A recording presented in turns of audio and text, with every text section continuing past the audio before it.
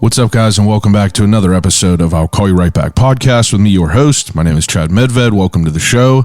Appreciate you being here. First thing is first, if you have not yet, please take a second to rate, review, and subscribe to the podcast. Takes a couple seconds, big help for me. If you enjoy what I do here each and every week, leave a couple of kind words and make sure you hit subscribe. The weather has been stupendous. You know, today was a little bit cooler. It is, we're in the thick of it. It's either going to be hot as fuck or it's going to be a decent day.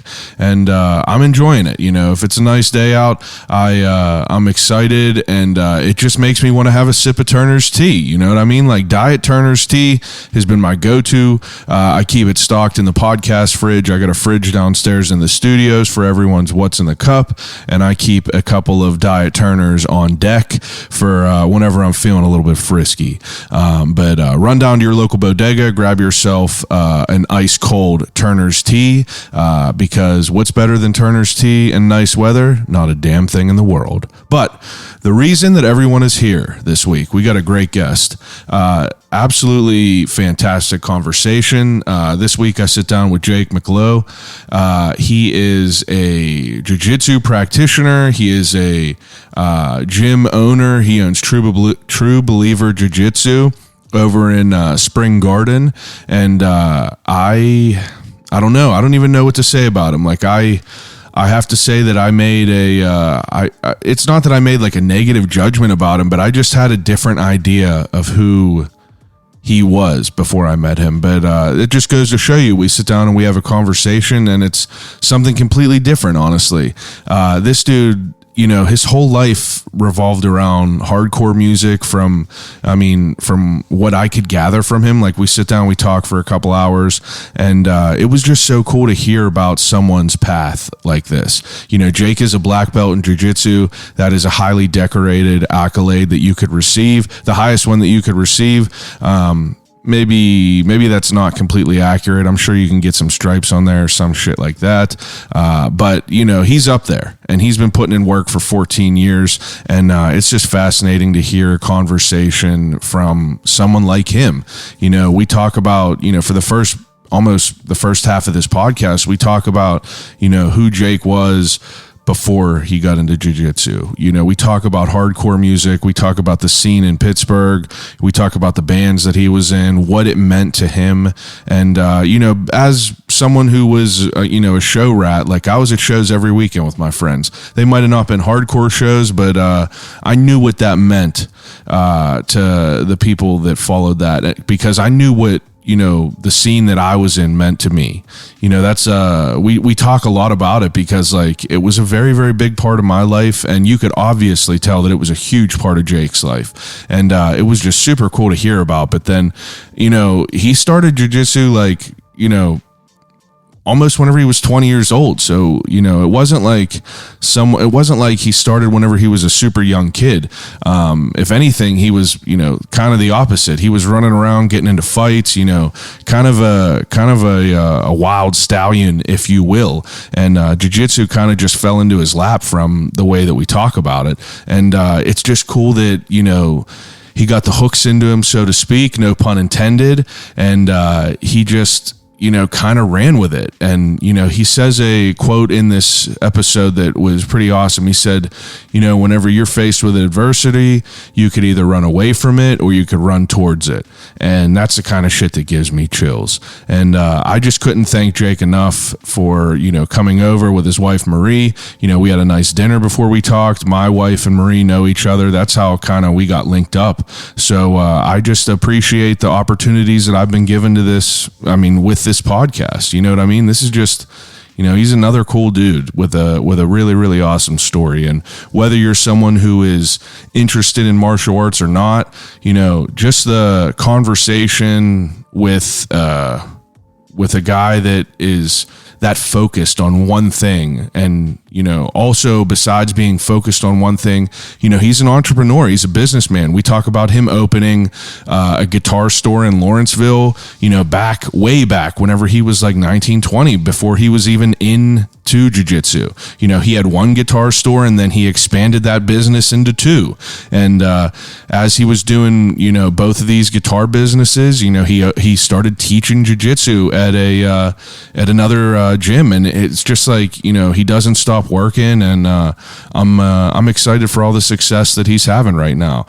He is the owner and head teacher at True Believer Jiu-Jitsu in Spring Gardens. If you have any interest at all, you could find them on Instagram at True Believer Jiu-Jitsu. You could go on their website. If you have any interest in going and trying out a class, I urge you to do it. I've done about 10, not with him, but, you know, I've done them in the past, and it's definitely something that is, you know, it's pretty awesome.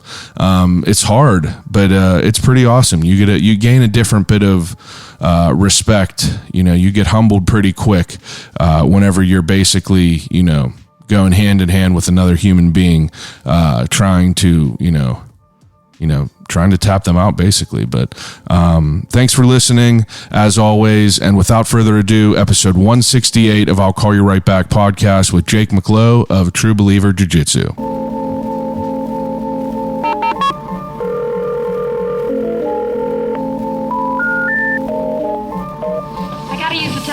Hello?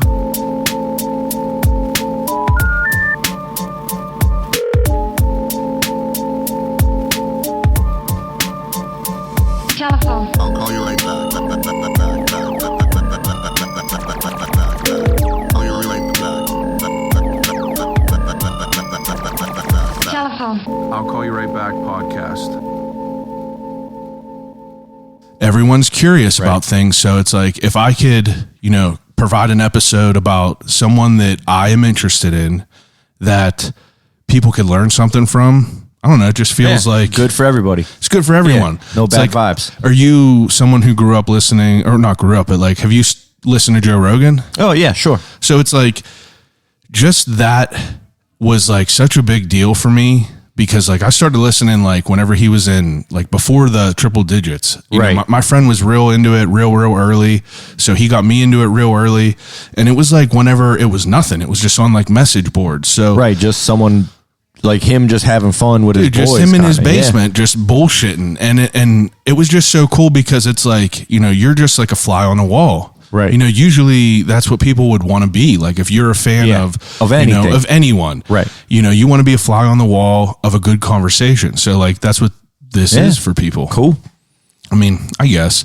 And I just like, you know, it's like a cheat sheet for me, basically. Right. It's like, I'm just talking to people. What did you do wrong in life? Like, what could I avoid? You know what I mean? So it's like, I just take things that people tell me whenever we talk about their lives and shit like that, the good and the bad, and I just apply them to my life and try to like, then you know, a lot of people. Yeah, you know, listen and apply to theirs. Exactly. Yeah. So it's just positive. Like, it's my way to be able. I was never good at like music. Like, I grew up with friends that were in bands, and I grew up with friends that were skating. Right. I was never good at that. Was never good at music. Never did anything really that I could, you know, put back into the world. So I was never able to, like, you know, whenever I was like 21, I started a clothing line because I just wanted to do something. Be creative. Yeah. I wanted to be creative in some way. Flex that muscle. Exactly. So it's like, I did that. Then I started a podcast years ago, and that like dissolved. And then I always wanted to do it again, but I just needed to be more, you know, I needed a better foundation. I needed to know what I wanted to do, because what I did back then was just like, you know, we were just dicking around in a room. You know, there was nothing, and there was no one to listen to. Wasn't focused. Yeah, it wasn't focused. I didn't have a goal. You know, I wasn't working towards something. Right. But now, you know, whenever I wanted to start this, I was like, you know, I knew how I wanted it to be. I wanted to talk to one person at a time. I wanted to, you know, touch on, you know, pretty much just why they are where they are, how they got to that point in life, and what, you know, what were the obstacles they overcame along the way. Yeah. Interesting shit like that. Yeah. And it's been, you know, I've been fortunate. That's a universal exactly thing. Everyone can relate to that at some point in their life. 100%. I mean, so you're the guy who you feel your talents, you're able to pull it out. Yeah, I try to pull it out. That's what I mean. I'm trying to, but you know, you peel away layers of the onion. Yeah. And it gets me to, you know, meet cool people like this. Right. You know, like you. Yeah. And it's cool. Make new connections. Exactly. I'm happy you came over. I'm excited to have a talk about all this. Like so I came across you. I think it had to be through Instagram. Someone reposted, and I think I saw the location somewhere in Pittsburgh, and I only knew like one other studio in the city. And I was like, and obviously I look at all the different shit. Right. So I saw, you know, I heard the name True Believer, and like I knew of it, and kept tabs on it. And then I knew a couple other people that went there at one point that maybe even just tried it. Anna and her husband Josh. Okay, you know, yeah, they told I know me both about of it. them, yeah. And I know Great that they people. train at the gym next door. So it was just something that, you know, Made sense. yeah, it made sense. You know what I mean? And it all came to be what it was. We Right. ended up meeting, and now we're here. Here we go. And I ended up putting I ended up giving an opportunity for people to submit questions. A bunch of people did. Oh, nice. We'll be Yeah. able to crack into that soon. But I'm curious, like, we kind of figured out where you were a little bit whenever we were eating dinner. So you said you grew up around Mars. Kind of. Kind of. Right. So I would say I'm a Pittsburgh, like all my adult life has been in Pittsburgh or the Pittsburgh area. Right. Yeah. But by the time I was 13, I'd lived in 7 houses in 6 states. What caused you to move that Yeah. much? My dad's job. My dad Okay. was like they say like a military brat. I was like a corporate brat. Right. Okay. My dad was always just kind of moving, always building himself up, making his next opportunity and bringing the family with him. Yeah. So when I was 13, I landed just north of the city in Mars, Pennsylvania. And then I was there till like 18, kind of bounced around. And then I would say like at 23, I came back permanent. Started to put some roots down. So when did jiu-jitsu come into play? Was your family into it? No, not at all. I mean, jiu-jitsu was kind of a thing for me that just started as a hobby. I was always interested in, I've always been a person who needs to do something, right? Like I Yeah. can't be the guy who goes home and sits down and watch TV after work. Like I could work a full job and then I need to have something, whatever it would be. Like, so for a long time in my life, it was playing in bands. And then there was a point I was owning a business in Lawrenceville. I owned a guitar store in Lawrenceville. Yeah. So when did that happen? Like, I was about 22, 23. Okay. So when we'll go back, but when I was like 18, most kids go to college and do that. I went to about a year of college, and the only thing that me and my friends cared about was hardcore music. Yeah. Like even when I was in school, we were like, hey, what hardcore kids are at school? And like now that we're close to these cities, we can drive there. We didn't like going to class never really like was something no, it was like something we had to deal with, but I just thought of Necessary like evil. Yeah, exactly. And I thought like, well, this is something I have to do to basically just like you're serving time. be a hardcore kid. Yeah. And so very quickly I kind of like I realized like this thing is not for me. This college thing is not for me. I'm wasting time. Yeah. I feel like I'm wasting time. Yeah. And I had met some guys who lived in Erie, Pennsylvania, who were playing in a band at the time called Represent. And they randomly hit me up like, hey man, we need someone to play guitar. What do you think? I'm like, yeah, man, I'll do it. And it was really honestly going to be like, on the weekends we have fun and whatever. Yeah. Just in a garage. and Yeah, shit. like having fun, you know, like, and everyone played in bands that we knew growing up. And it Yeah. was just kind of like one of the bands that, you know, they were a little older than me. I thought they were cool.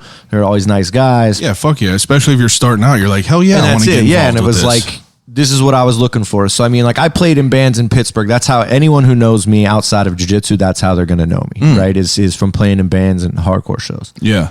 So then I met these guys from Erie. We recorded like this little 4-song demo, and like as fate would have it at the time, I think that maybe labels had a lot of money to throw around, but this little subsidiary label out of Florida found the demo and was like, we want to put this out. Really? Yeah. So we like, cool, let's do it. We recorded a full length record. And at that point I called my parents like, hey, I'm going to drop out of school and I'm just going to like try this band thing. Underrepresent. Yeah, the band was called Represent. Okay. They're based out of Erie, Pennsylvania. They actually are still a band. Are they? Yeah, they're still kicking. It's just probably the one guy, you know, like the one main guy. Yeah, It yeah, was yeah. his project the whole time. And Yeah, he kind yeah, of filled people in as they needed to. So at that time, I like, all right, man, like let's go for it. You know, my dad helped me buy a van. We pack all our shit in the van. And for 2 years, I played in this band and lived in this van. Were you guys touring around and shit? All the time. That's all we did. We would go like 2 months out, home for 2 weeks, and Wow. we would work like little odd jobs in the 2 weeks. yeah, just to keep getting it going. Yeah, like I was a custodian at a hospital. Fuck yeah. You know what I mean? Like did all that kind of shit. That's awesome. And we made enough money to do that. yeah. You know what I mean? Like we could have kept doing that. Yeah, absolutely. And I got to a point where I would say like artistically and maybe even just I was getting a little older. Maybe like 3 or 4 years. I kind of like, man, I want to do something else. Yeah. Right. You're like 25 at this time. Yeah. No, I was like 19 when I was touring, and I would say I was like 22. Okay. 23. Yeah. So I came back to Pittsburgh, and the one thing is I played guitar in the band. So everywhere we went, I would stop at guitar stores. Like, hey, we got time to kill. Let's stop in here. And I just kept thinking to myself, like, there's nothing like this in Pittsburgh, and there should be. Yeah. Yeah, so I kind of called some of my other friends who knew some stuff about that. I called a guy named Jason, who had managed an old guitar store I shopped at when I was a kid. Yeah. And we like randomly found a spot in Lawrenceville. And this was back when Lawrenceville was kind of like... Yeah, this is like before Guitar Center and shit. Oh, yeah. And Lawrenceville was the Wild West. Yeah, so this is like before it was built up and everything. It wasn't Spirit. It was the Moose Lodge. You know what I mean? Moose Like, Lodge. yeah, it was the for real Is that Moose what it was Lodge. called? Yeah, The it was Moose the Moose Lodge. Oh, Yeah, wow, I I actually didn't know saw Colesk play at the Moose Lodge. But I Wow. remember like we would... If you had to, like, when we were kids, like, fill your gas tank up at that Sunoco, you'd be like, am I getting... Yeah. This is going to go bad for me? You know what I mean? Like, Yeah. And even when we had the guitar store, like, I always joke with people, but myself and my best friend, Jason, who now owns Backstage Guitars, is what we called it. He owns it now. We literally, like, kind of street fought our way through owning this business because it was the Wild West. And this business is still there? It's still in Lawrenceville. Yeah, at the time we were closer to like 40th Street, kind of where Row House Cinema is. We were on that same block. I know exactly. But at the time, Row House Cinema was called the Star Market, and they sold lottery tickets and roll your own cigarettes, and that's it. And like, you know, buy a $10 carton of cigarettes, an orange drink. Yeah. You know, like they had that. So we like kind of randomly jumped into this thing. Yeah. Right. Like and it was like this punk rock mentality that we had. Like this hardcore mentality of like, man, we've done everything. I always was a guy who like, if we want to do it, I'm just going to find someone who's doing it. I'm going to ask my friends and we're going to do it better. Yeah. Right. We always thought of ourselves as like little pirates. You know what I mean? Like, I'm not concerned with what other pirates are doing. If you're floating around in the water and you're a pirate, you're only concerned with how much gold you're getting. Yeah. Right. So we had the guitar store, and the guitar store was doing well. So we had the first one in Lawrenceville. I ended up opening a second location in Wexford. Wow. And you're like 23 when 23, 24. Yeah. So do you attribute like this entrepreneurial type bone to like your father, like that type of stuff? It's two things. And for sure, it's two things. It's my dad. Yeah. And it's hardcore. Yeah. I mean, hardcore music was the first place that I ever... Like, what were you listening to back then? Are you listening to like Terror, or is it like so CDC? Yeah, Terror. No, so I actually went on tour with CDC for. wow. I actually sang for that band for like 2 weeks because their boy had like Brooks hurt his throat, and like I was already on the tour. They're like, the words. Let's go. Let's jump in. That's sick. Yeah. So those were my boys, and even before Terror, I remember. So here's a great Pittsburgh story, and people who are involved in Pittsburgh hardcore for a long time. I would love to hear it. Terror played Pittsburgh, and the first time they played Pittsburgh was on their demo. And they played in CMU's cafeteria, like vestibule. Really? Yeah, like the part where you open the first door, close that door so the wind don't get in. Yeah. And that was like locked in. Wow. So I was like 17. Me and my friends drive down. We're like terrified. Yeah. You know what I mean? There's like huge tattooed monster guys like moshing hard as shit. We drove home the wrong way. But I remember thinking like, this is where I'm supposed to be. Yeah. You know, like this is. Well, how did that, like, I mean, I know that you're talking like you obviously could tell that this is your passion, but how do you get into it? Like, where did your love of music come from? Well, I would say I had an uncle. Yeah. My uncle is closer in age to me than he is to my mother. Okay, right? yeah. He's much Yeah. younger. And my uncle was into heavy music and stuff like that. And I think I was always kind of, because I moved so much, right? Yeah. I was always kind of this outcast kid. Just like on accident. You know what I mean? Like, it's not that I came in bad, but it was like, you're the new kid. Misunderstood. Yeah.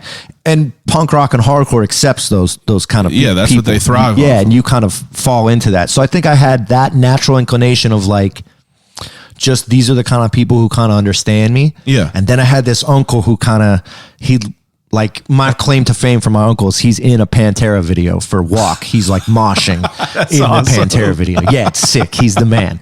But like as a little kid, like having my uncle be like, this is Pantera. Check this out. Letting you know that it's all right to go down this road. Yeah. And like, it was cool too, but because I had this uncle, when my mom would hear all this crazy shit coming from my bedroom or when we would have band practice at the house, she like understood. She's like, but Yeah. my brother, you know, he gets it. He always look out for me and shit, you know. So, Yeah. and then I would say it was like skateboarding too.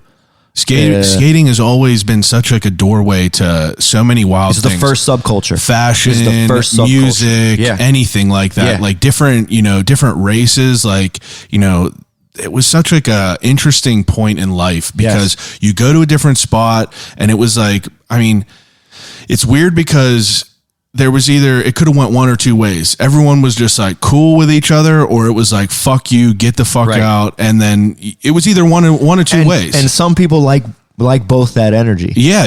I was part of the thing that I liked in hardcore was it was a us versus them. Were you someone who was like fight dancing and shit like that? Oh yeah. See, and beyond that, like crowd kills and shit. I mean, fighting. Yeah. I mean, that was like, but it was one of these things where I fought. I mean, if you ask my poor mom, she would tell you, and this makes sense why I do what I do now. Yeah.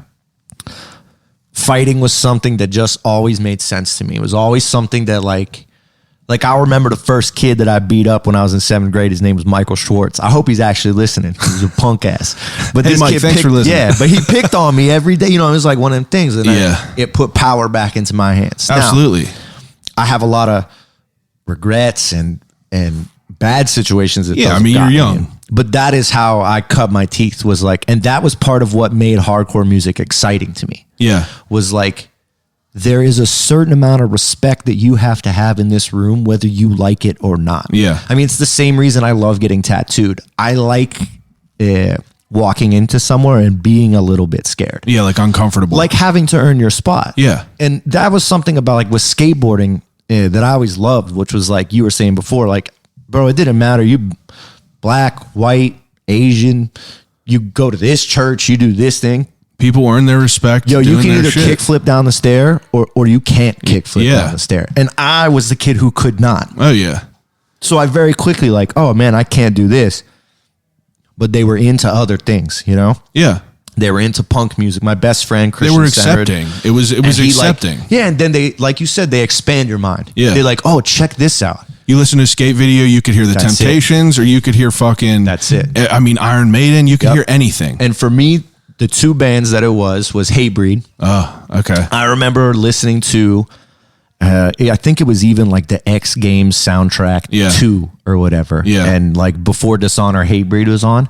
And I remember just thinking like, this is it. This is exactly how I feel. This is exactly what I've been looking for. Yeah. You know what I mean? Like I was always looking for something more intense with music, more in your face, you know? And then it was that. And then I found the Cro-Mags, and the Cro-Mags were like a accident. You know what I mean? Like it was like the Napster era. Yeah. Where you could just find things. Yeah, you would just deep dive and And to me, the Cro-Mags were just a punk band. And then I started to like kind of see like, wait, there's this hardcore thing, and then there's like punk, and they're like you learn a the little story bit and different. everything Yeah, about and they're it. like because I was never a kid who had like a mohawk or like blue hair. My mom just wouldn't let me. Yeah. So when I looked at hardcore bands, though, like I remember looking at Hatebreed and thinking like, well, these dudes just look like they skateboard. Yeah. They make sense to me a little bit more than maybe the Casualties made sense. Yeah. Because like, I wasn't gonna be like God Save the Queen and all that stuff. Didn't make actual sense in my life. But Hatebreed saying things like, you know, I mean, it's goofy, but even their lyrics, like I love that band because that's a band that takes us like, okay, they don't dwell in their darkness. You know what I mean? They kind of like, this is what's going on, and I'm gonna be the man. I'm gonna, you know, Perseverance was their record and their song, and it was like, man, that resonated with me. That makes sense. Yeah, and it definitely makes sense, especially being someone who's like an outsider and someone who's not always just like, you know, set in one place. Like you're always uprooted and you're always like kind of just like, you know, you can't ever settle down in places. Like that type of music is like, you know, just goes together. It's like peanut butter and jelly. Yeah. It's like you want to listen to that. It's like whether you're like misunderstood, you're your stereotypical, like, you know, even the emo kids, like, you don't understand me, mom and dad. Right. Like, you know, that kind of shit was just like, I don't know. It was such like me and Antoinette even talk about this, is like the whole scene of like shows and everything. It was like something different. Like if you weren't there, you won't understand. No, you it. can't. And You even can't. if it was like, and if you each were part time of the, period's different. oh yeah, if you were part know? of, I mean, each scene, if you were like, I wasn't part of the hardcore scene. I went to like some terror shows and stuff Right. like that. I've been there and like, I seen that, but it's like, I was like more into like Chiodos and like Right. shit like that. But it's like no matter what, those people like you would see the same people at shows. You would see the same people that like love this. They like, start to be intentional communities. absolutely. Which That's is- a great way to say it. That's something that I think I learned then in my life is like, this is actually more my type of thing. Yeah. Is like, I actually want to be around people who are choosing to be around each other. That are understand like people that like these are. It makes you feel like they're the same. Like Yes. they're listening to what I'm listening to. Right. Maybe they feel the same way I do. And there's even like a kind of a rule set or like a society guideline that we're following, whether it's spoken or unspoken. Yeah. You know what I mean? There's a lot of, I tell people today, like everything I know about business, I learned from being a hardcore kid, including business ethics. You know what I mean? Where it was like, man, if you were the guy in hardcore who was screwing people over, yeah. People people know knew. nothing. Yeah. Oh, and you probably got beat up. yeah. You know what I mean? At least when I was coming up, someone probably got you for that. You know what I mean? And then you probably disappeared. For and sure. Had to go work a normal job or something like that. And People don't forget. right. And it's those kind of lessons. And it also was like the drop everything for your boys. Like Oh, yeah. I learned that through hardcore music. 100%. Like, this is 10 of us. The brotherhood is like, you have that That's sort of it. like brotherhood in it. And it's even like through skating, through like, whatever your passion is, music, skating, any intentional anything. community. And like as we're intentional older, we're communities. able to kind of like vocalize that a little bit more. Absolutely. Where that's what I was always looking for. And I was always a person who kind of like not needed to be in charge, but fell into those roles. Yeah. You know what I mean? Like if I was in the band, all of a sudden You're I just was an the alpha guy. personality. Right. And so that's why it made sense when I opened the guitar store. It's like, well, I'm going to do this. Yeah, you wanna And be I'm your gonna own bring, boss and bring shit. people with me, you know? Yeah, Yeah. leave some breadcrumbs. So I like that. I like that for sure. Yeah. So, It's like that's what I hope to be with this. It's like, I've said this before. It's like people will hit me up and be like, oh, I want to start a podcast. And it's like, I'm all down to like help anyone do anything. Like if you're a good Right. person, like I'll be able you to have good tell. intentions. Yeah. Like I'll be able to tell if you're a piece of shit. It's Right. like, if you're not, like I'll do anything I can to like help you out. And Right. and sometimes you're pleasantly surprised. Like them dudes on the other podcasts in the city that anybody can do this show. These guys hit me up randomly. Never heard of them. And they were like, hey, come on, do this podcast. And like, I feel like that's how I feel with them now. Right. I'll do anything It builds to your help them. community. Yeah, it's Right. like It I will ends do up- anything to help them Exactly. because they feel like brothers already. That's it. And you understand their struggle. You fuck see yeah. what they're going through. Yeah, dude, right? and You that's know exactly it's what hard that for them. is. Yeah. Like all them people that played in them shows. Like if you weren't like a big band, I saw the shit that people were going through. I saw the mud yeah. that people were wading through. Like Yeah. our friends played it. Like I'm still friends with the same like 6 kids that I've been friends with since like 9th grade. Same. We go vacations together, everything. Yeah. So it's like I watched them whenever they started their band, and like from their first show, like I was at their first battle of the bands, and then I watched them progress all the way through. I mean, sadly that, they disappeared, like they stopped. Right. But the youngest dude of the band, Zach Pishney, is like someone I saw go from being the young kid who Right. didn't say anything in the band, and now he's the fucking guitarist He's in the like main Moss guy. to Flames. Yeah. And There you it's go. like we used to travel to go see like Moss to Flames in other places. And now he's in it. And now he's fucking in That's it. And tight. he's like writing on the records and shit. Yeah. And it's like it gives me chills to Yeah, like man. That's to tight. feel that, to like Yeah. see that progression through And that. that's it. And you get to celebrate your boy. Absolutely. And I think it's funny, man, because, you have these formative things, like these things that really impact your life. Yeah. And it's great when you can look down and say what they are. Yeah. You know what I mean? And I'm very lucky. So for me, it was hardcore music and it was jiu-jitsu. Like nothing impacted my life more than those two things. And I think that they're so similar Yeah. too. And that's what made it make so much sense. So you said that you were someone that like would find their way into certain situations that you would be fighting. Oh, yeah. So you fought a lot, I would assume. I mean, I don't want to say I was like a street fight king or nothing like that. Like But you fought a good bit. I wasn't afraid of it. If it was happening, I usually thought it was pretty exciting. Yeah. It was something that, I mean, my mom has 4 brothers. I have 2 brothers. Yeah. Fighting was just something that kind of happened in That our comes house. with it, yeah. I mean, my mom would sit out back and watch us box each other on the 4th of July, and she'd be the referee. You know what I mean? Like saying, okay, that's enough. You had enough. And my mom was the first person who looked at me when I was a kid getting bullied in school and said, like, well, I guess you're going to have to fight this kid. Yeah. Oh, wow. You know, okay. like, Yeah.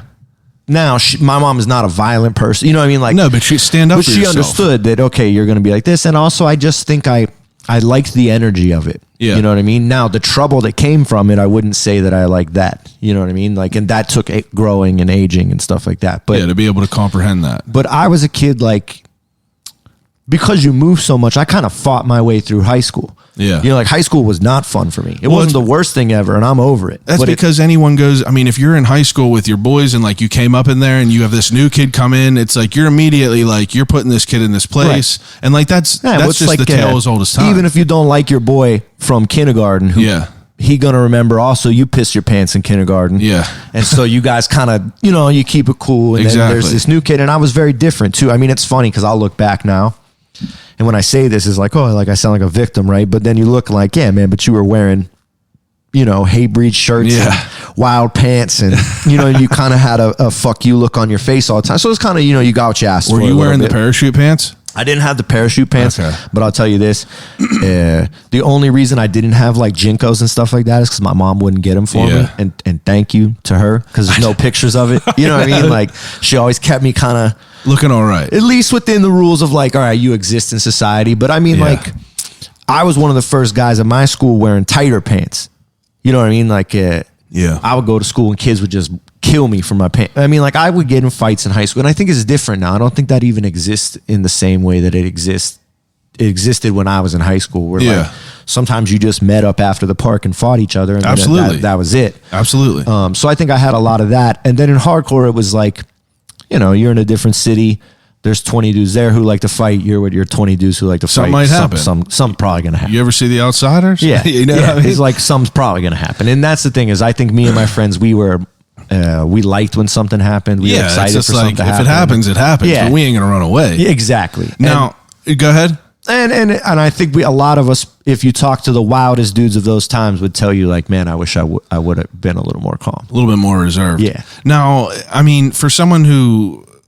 I feel like that's like, you know, that's one of the common themes through someone who becomes, you know, a jiu-jitsu practitioner or like, you know, a mixed martial arts fighter or something like that. It's like they either had a childhood where they were, you know, bullied. Like you look at someone like George St. Pierre, he like notoriously bullied but do you into wonder, what like, it was. Who isn't bullied? Well, I agree with that completely. Like I always wonder sometimes. I grew up fat. Like I've heard everything. Well, like look, I'm sure there's some kids from my high school, if they heard this, they'd be like, well, fuck you, Jake. You bullied me. Yeah, exactly. You know, it's like bully down economics or whatever. Exactly, you know, it's like kind of comes from the top and goes 100%. To the bottom. So, I don't know. I think I like being competitive. Yeah, combative. And even You're a combative person. Yeah, and that's even more than just liking to fight. Is like if I'm going to go play basketball with you, like... I'm going to try to win. I'm going to try to win the whole time. Yeah. You know what I mean? I can understand that. Time, well, you know? When's the first time that you even learned about jiu-jitsu? Man, it was in college, and it was from UFC. That late, though? Yeah. College. I mean, jiu-jitsu's only been around since the 90s, really, as a thing, even in Brazil. Yeah. It kind of exploded in the 90s. I remember, like, once when I was younger, some kid said, like, my brother does jiu-jitsu, and you know, did it. And maybe he did, but at the time, it was like karate. Yeah, it like wasn't when I was a kid, now. if you did karate, you were like the baddest dude. Yeah. And then once I got older, I just like I realized like actually the baddest dudes are the ones who are just the wildest. Yeah. Like if you're less scared than I am, you're probably gonna do poorly. Yeah. And so, but then I remember me and my friends, we really just loved watching, like we would watch UFC. We would watch UFC in my mom's basement. Do you remember, what's like a number that you remember back when you started? Like watching UFC? Yeah. Oh, I mean, we were in before, like I remember when the Stephan Bonner, Forrest Griffin fight happened. Oh, wow. We were already on that kick. Like, wow. I mean, I had pride fighting videotapes. Like, wow. We used to order the pay-per-views in my basement and get them.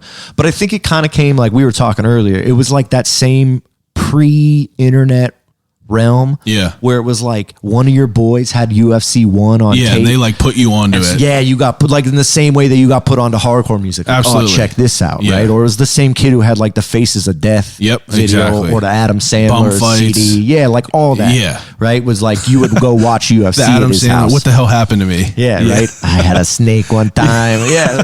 I remember thinking like, man, this is bad, bro. Yeah. Like, I love this shit. I can't believe we're listening to this. Yeah, like if my mom heard this, I would be in trouble. And maybe that's what it is. I'm always just rebelling against my poor ass mom, but she understands. I'm sure she does. She likes it. She put it in me. But You got into it from someone and you ran with it. Yeah, I mean, honestly, so it started, we were just watching UFC, right? And like any group of dudes watching UFC, eventually you start wrestling around with each other and punching each other and messing around. And I was working in the guitar store, and one of my boys that I knew through hardcore like randomly called me and was like, his dad owned like a garage in Tarentum. And he was like, this guy's teaching us MMA in this garage in Tarentum. Like, do you want to come check it out? And I remember just being like, yeah, because I just didn't want anyone to think I was scared. For real. That's like one of the first things. Is I was like, yeah, I'm going. Like, ain't nobody gonna, you know what I mean? Like, I'm not gonna be the guy they're gonna say is too scared to go. Yeah. And I remember I went, and I can't remember even the guy's name who taught the class, but it was cool. You know what I mean? It was like, oh, we're really just getting in here and fighting each other. Like, that's all it was. There wasn't much teaching. It was like we would go in there, put gloves on, fight each other. He would show us a couple of things. Occasional, fix this, yeah. And it was like the dark ages. It's like I think how most people ended up getting into it. Yeah. So at the time, I like get home. I'm talking to my roommate. I'm like telling him like, man, this shit is like way cooler than I thought it was going to be. It's like deeper than I thought it was going to be. Yeah, it's chess, not checkers. Exactly. It's not so much about just being hard. Yeah, you ain't throwing a haymaker. That's it. And I was, and then I started Googling, and like just looking around. And in the MMA training, I always just felt better once I was able to grab somebody and put them on the ground. Yeah. It just instantly made more sense to me. And I was a little gun shy about getting punched. You know what I mean? Like I would kind of like wince a little bit when I got punched. I wasn't the guy who like got punched and started to go harder. Fuck yeah. I mean, I have another Mike Tyson shirt that says everyone has a plan until you get punched in the face. It's true. And if you have never been punched in the face, like your whole life's changed. Yeah, you don't get it. Right. And that's what I mean is about growing up. I think I just figured that out fast. Yeah, so you started feeling it early, so you weren't afraid to. Yeah. And I was just like, me and my brother were the first ones punching faces. And I didn't really know how it felt until I was older and someone finally punched my face. You got a nice one. Yeah. These guys know what they're doing. But I started to realize like the guys who were better at punching me, if I could just close the distance and put them on the ground, they were having a lot of, so I started to be like, this is jiu-jitsu. Like you started to understand. And I started to do Google searching, and then I found who was my first jiu-jitsu teacher, a guy named Rodrigo Junqueira. He was a black belt from Brazil, and he had like 6 months previous to that opened his school in Cranberry, Pennsylvania. Oh, wow. Which was like 5 minutes from where my second guitar store was. Oh, okay. So initially I just thought like, I'm going to go train with this guy a couple times a week to like learn some tricks to come back to this garage and fuck these guys up. Right? Like that's what I thought. Like I'll just be doing, cause I'm always the person like, oh, if we're doing 3 times a week, I'm going to do 6. Yeah. It's like you always are one up. Cause I'm competitive. Yeah. It's not even so much so I can say it's not a one up. It's a competitive. I'm competitive. Yeah. You just want to win. You'll do what needs to, you'll do what needs to be done. Yeah. I'm super competitive. I think it was so cool. Cause I asked you guys like, I messaged you and I said, do you or your wife have any dietary restriction? You said we what needs to be eaten. Yeah. And I was like, that's fucking dope. Yeah. You put it down. Like, where we're going in. Like And also my wife is an amazing cook and has opened my culinary like mindset. You know what I mean? Yeah. So like, but yeah, like I am if you ask anyone I know who's known me a long time, they're going to tell you like, man, Jake's competitive. Yeah. Like I've lost friends for like months over like a Monopoly game. I know. Something like hold a quick grudge. Oh, Fuck yeah. you, man. I'm a beast when it comes. Like I can't help myself. Like that's all right. I allow that. Yeah, my wife trains jiu-jitsu and she can't train with me because she's like, you're too competitive. Yeah, you're just like a jerk. Yeah. Overwhelming. But in everything I do, it's like I want to do it the best that I can do it. Let me ask you a quick question. Sidebar. Whenever you went to go train with this guy, what were you, 19? Yeah. So I was like 22. What year was that? Like it was. If you're 36 right now, 14 years ago, that was like what, 2007? Yes. So 2007, 2008. No big deal. Yep. That's good so math. If you did that, I'm curious, how much did jiu-jitsu cost back then? Because it costs to do it, but what was it back then? When I first went in, it was $100 a month. Is that how much it was? Because I was just curious, like what it was, because that's kind of what going is. It was $100 a month, and that was like unlimited. Yeah. But me being the way I went in my first day and realized like, oh shit, this is entirely different than anything else that I've ever thought or know. It blew my fucking mind. Oh yeah. Like my life changed. Like it is a day that I can look down and be like, that first day your life changed. Yeah. Cause I instantly realized that I was not tough. Oh, yeah. I was not good at fighting. Yeah. No one gave a shit. You have scrawny ass people choking you to death. Bro, and I'm scrawny. Yeah. I mean, like, I'm a skinny guy. Yeah. You know what I mean? And I tell this story all the time because it's kind of a dope story. But when my first day of class, right, I go in and there's this Brazilian guy, Rodrigo Junqueira, bro, black belt, diesel. You know what I mean? And a black belt in jiu-jitsu at the time was like something you only saw on TV. Yeah. So even in my head before I went there, I was like, is this dude like a liar? Yeah. The second I saw him, I was like, this fool ain't lying. Like, Yeah. this dude's bad as fuck. Yeah, like this is wild. Like, Yeah. I remember just thinking like, oh shit, this is for real. Yeah, you could tell. Yeah, for real. And there was a dude there. His name was Chris, and Chris went to law school, so they call him Lawyer Chris. And he like, yeah, go fight with Lawyer Chris. And in my head, I'm thinking like, bro, this kid from law school, Yeah, you're going to fold him. I'm gonna fold him up. Yeah. Bro, this kid tapped me like every 30 seconds for 6 minutes. And now he trains at my school. He's one of my students. Oh, And, yeah? like, yeah, because I was the guy who instantly. So I think there's two types of people that I've seen when they experience this kind of thing. Yeah. One, they want to run away from it, or two, you run towards it. Yeah. Which is like, I was told the truth that day. I could have accepted it, which is what I did, which was like, yo, you're not that tough. You're not that bad. Yeah. These dudes, like, and they were not like high level jiu-jitsu guys. Yeah, but that just shows you that They were, someone like, who's been 6 doing it for months, like a 6 month. months. Yeah. Like, tooled me up. Yeah. Like, bad. You know what I mean? Like, I threw up in the parking That lot. makes you check yourself enough. You know, a Beyond whole check lifetime yourself. of Yeah. fighting in the street. It's Yep. like one class. You're like, this ain't And then what I thought it was. and then it was instantly one of those things where I started to think about the toughest dudes that I thought I knew and Yeah. realized like these fools probably wouldn't make it through the warm up. Yeah. Like, oh shit. And these are like law school kids.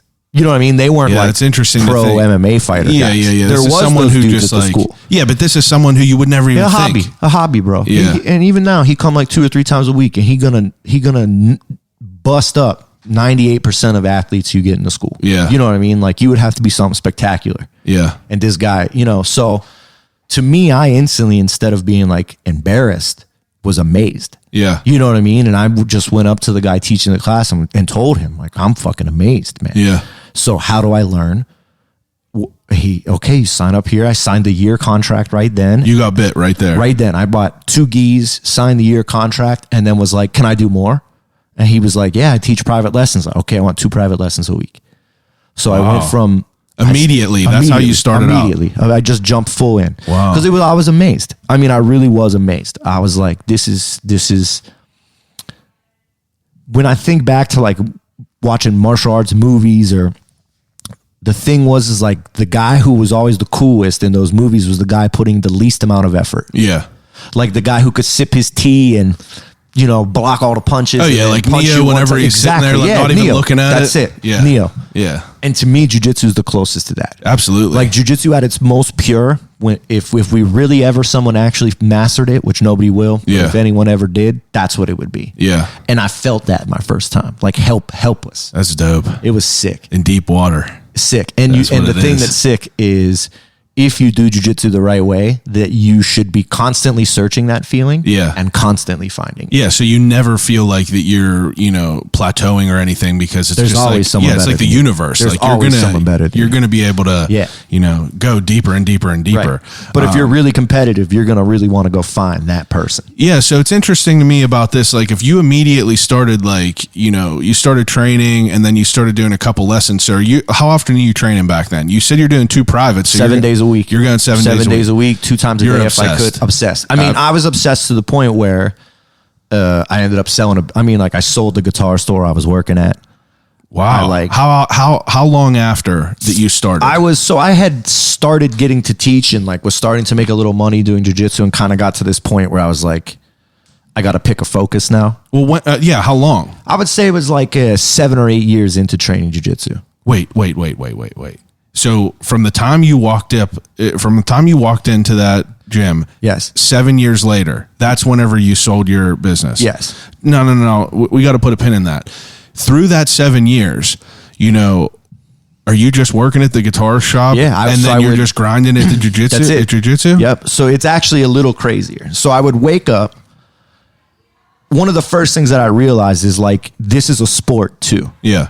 right? Like this is a martial art. We are doing a fight sport, but like every other sport, there's a strategy to this. Yeah. There's supplemental work that can be done. And I understood one of the first things I needed to do was lift weights. Yeah.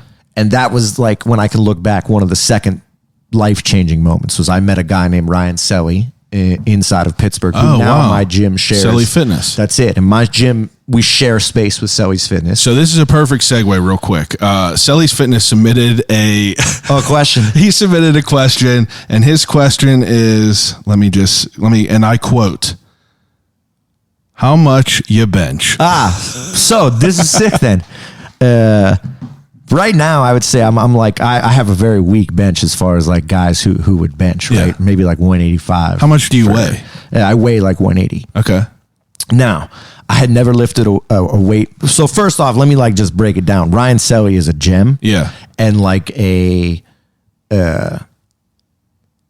source of knowledge inside of Pittsburgh that is world class. Okay. Right? Yeah. So I had already learned through doing jiu-jitsu for like 6 to 8 years, the trick to getting good at something.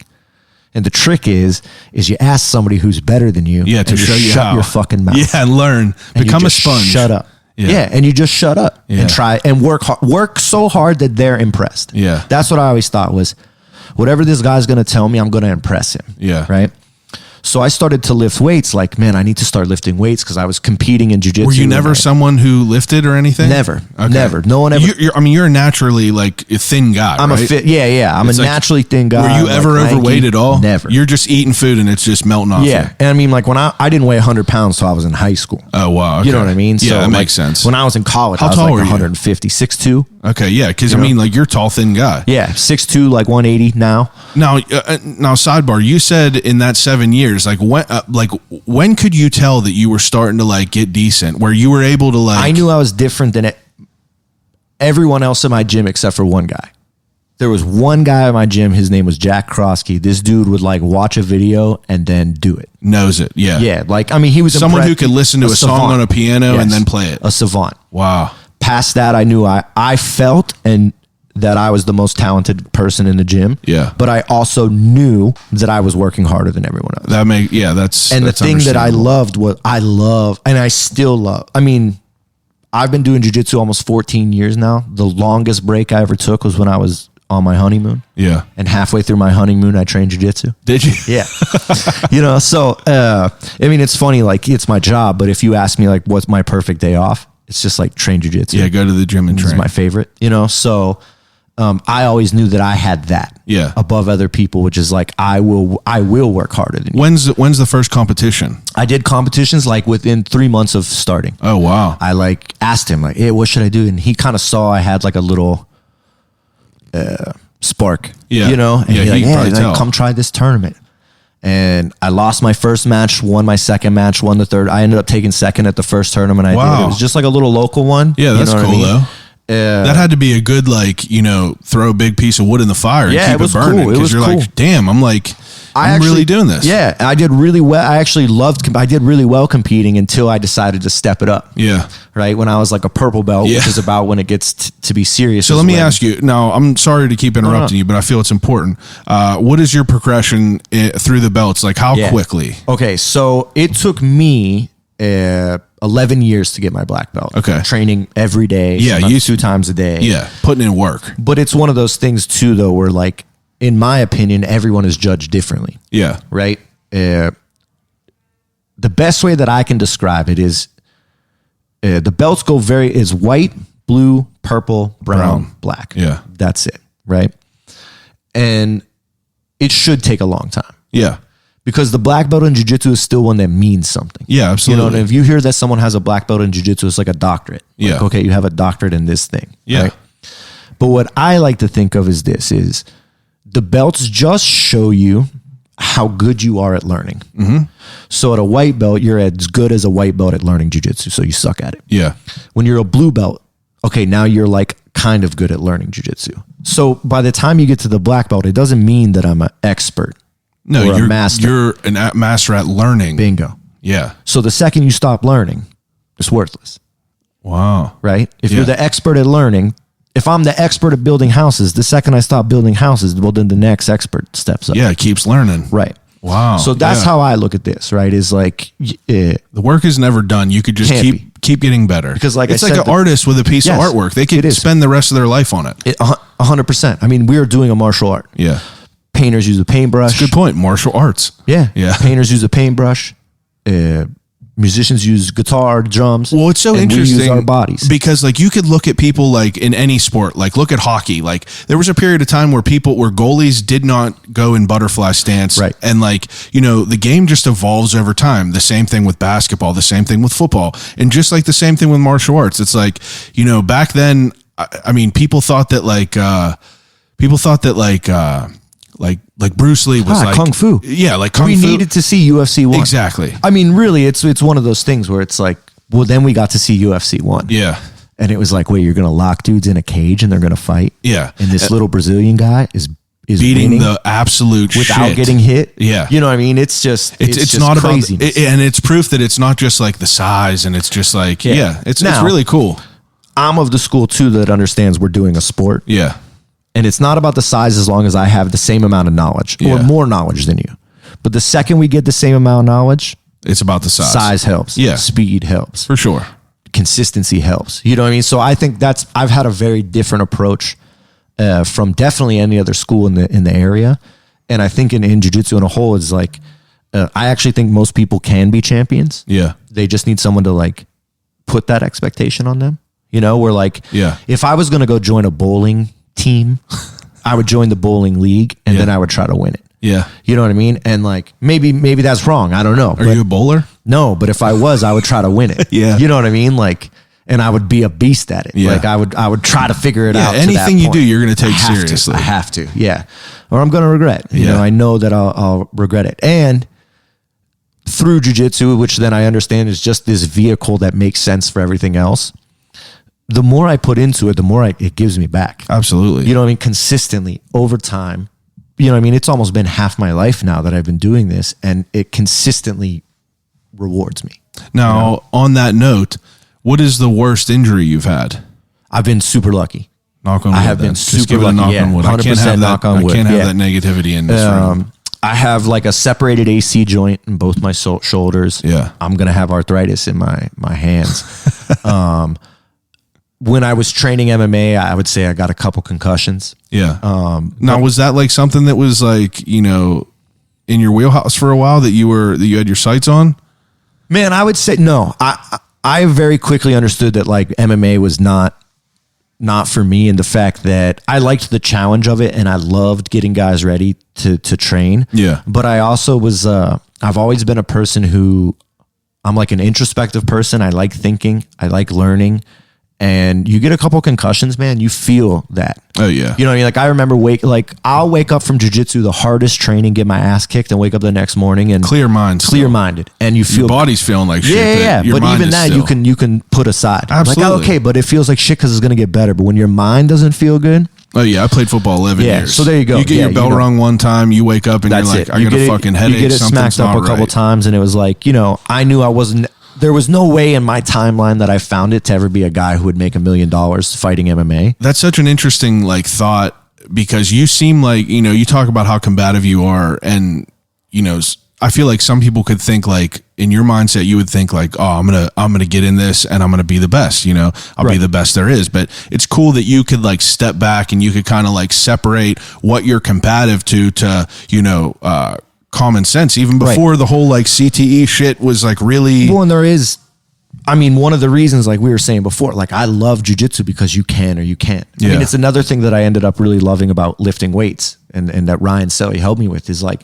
bro, you can run your mouth all you want. Yeah. Can you bench this weight or can you not? Did you say you bench You know? 185? So I bench 185, but this to cut back to that. Yeah. I had a goal which was at one point in my life to bench 200 pounds. That's what's up. And I was able to do that with Ryan Selly. Hell yeah. Now also at the time, so let me just say this, my bench is my weak point. Yeah. At the same point I was benching 200, I also had a 500 pound deadlift I like and a that. 315 pound squat. That's all right. 100% from Come that on dude. now. You know what I mean? 100% big deal. from that dude. Yeah, No big easy. deal. And I'm backlifting again, so look out. I'm trying to go up a weight class. Be like so. John Jones, thicken up. Yeah, I'm trying to. Well, I'm getting a little older, right? So now I'm putting on a little weight. So Yeah. I'm getting back in that weight room and throwing it around. It is interesting though, like just what you said about like how you feel in your head, like after you get a concussion, you get your bell rung one time, because it's like, I've talked to people in here so many times about like how I feel like a lot of the things I did whenever I was younger, I made surface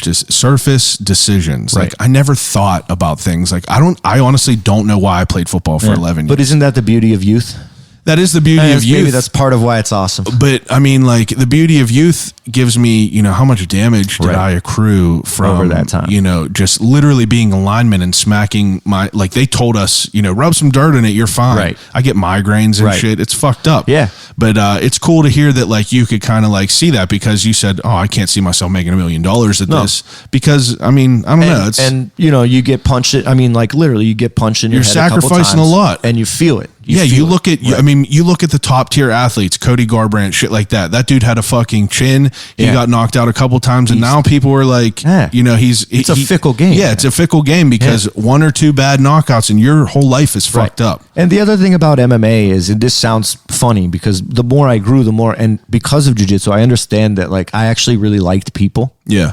I just needed to like find the place that I liked people and was able to relate with them. And it's hard for me to punch somebody in their face. Yeah. Like I don't really think it's not that fun. You know what I mean? Like for some people, I'm sure it is. It's Yeah. like the best fun. Yeah. For me, doing jiu-jitsu is super fun because I don't actually have to hurt anybody. Yeah. You know what I mean? I hold you there until the point you quit. And it you know just- what I mean? And I mean, it exercises your mind. So it's like, this whole like act of this martial art is like, you're playing chess in your Right. mind. So it's like, it's teaching your mind how to work Right. different ways. So that allows you to like kind of, you can't make these rash decisions real quick. You're trying to like, how am I trying to say it? It's like, lets you open up to people in a different way. Dude, it's forced empathy. Yeah. Forced empathy. I like the way that. I mean, like when you're training, I mean, that's one of the reasons I love jiu-jitsu is when you're training jiu-jitsu real hard with somebody, you understand that they just suffered, Yeah. That's a good point. whether they won or not. Yeah. And then you start to gain respect for somebody because you start to see like, look how much suffering this guy's working through Yeah. to get to his goal, to get to his next thing. And then you want to help that person,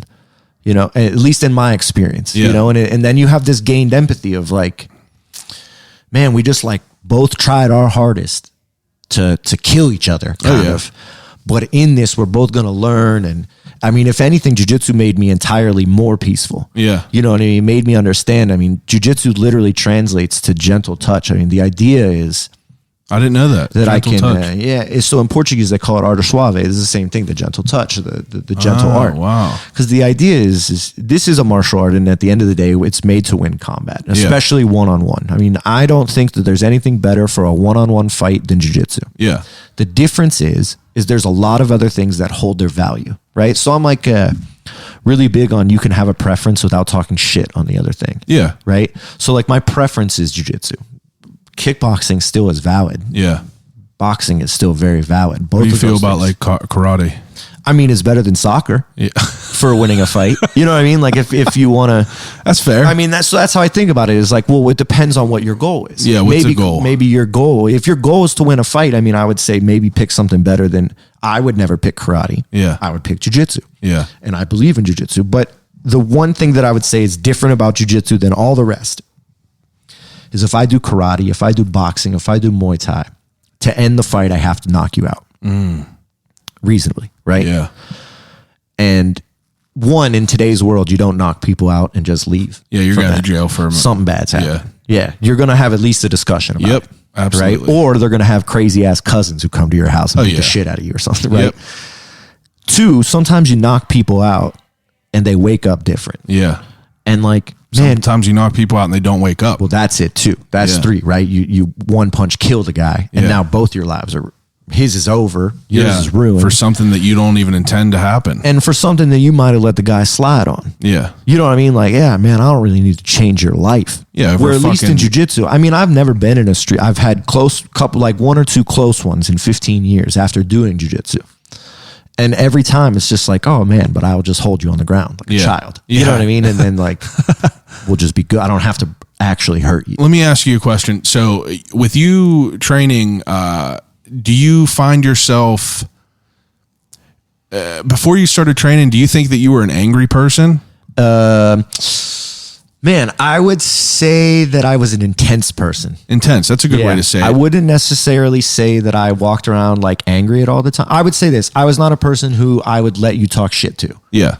I always kind of thought in my head, like, if I wouldn't talk to myself that way, you're not allowed to talk to me that way. Intense. I feel like that's and a so good then word to say that. I was maybe a chest checker. Yeah. Is kind of like, if you would do something like that to me, I would not be afraid to check you on it. Press it. But I wouldn't necessarily say like angry. Yeah. You know what I mean? Just kind of like, maybe it was even so confident that I like felt, so you can't put me down. You're not allowed. Who are you to put me down? So I'm going to check you on that, you know? And then I think I still do that. I just do it in a much healthier way. No one's going to disrespect, I'm going to earn respect. And I found much healthier ways to do it than just like fight the guy. And you think, I mean, like, and you would say jiu-jitsu, helped you 100%, with that, like 100%. Now, it is the changing factor. What do you think? I mean, it's that, and also, I mean, like I go to therapy. Yeah, I find people who are smarter than me to help me figure out these problems. And when I find things that I don't like about myself, I work on them intensely in the same way that if I like something about myself. Now, what part of jiu-jitsu do you think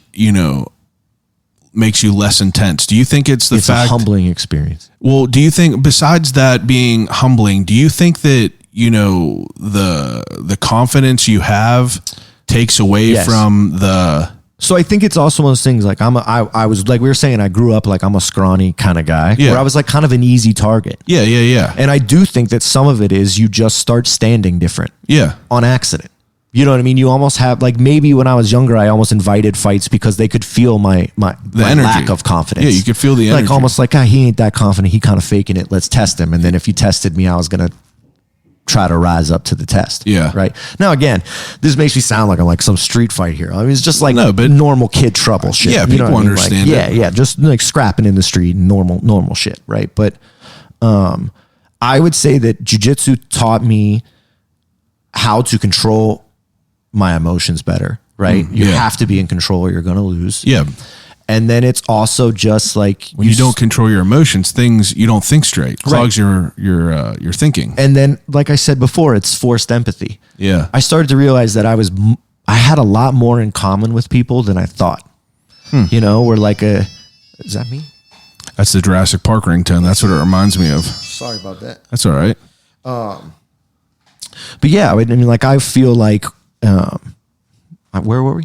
We were talking about, you have an empathy for people. So that's what it is. Yeah. Forced empathy. Yeah. Right. Where before I kind of like, I was down for my boys and 100% ride or die. If we were friends, that was it.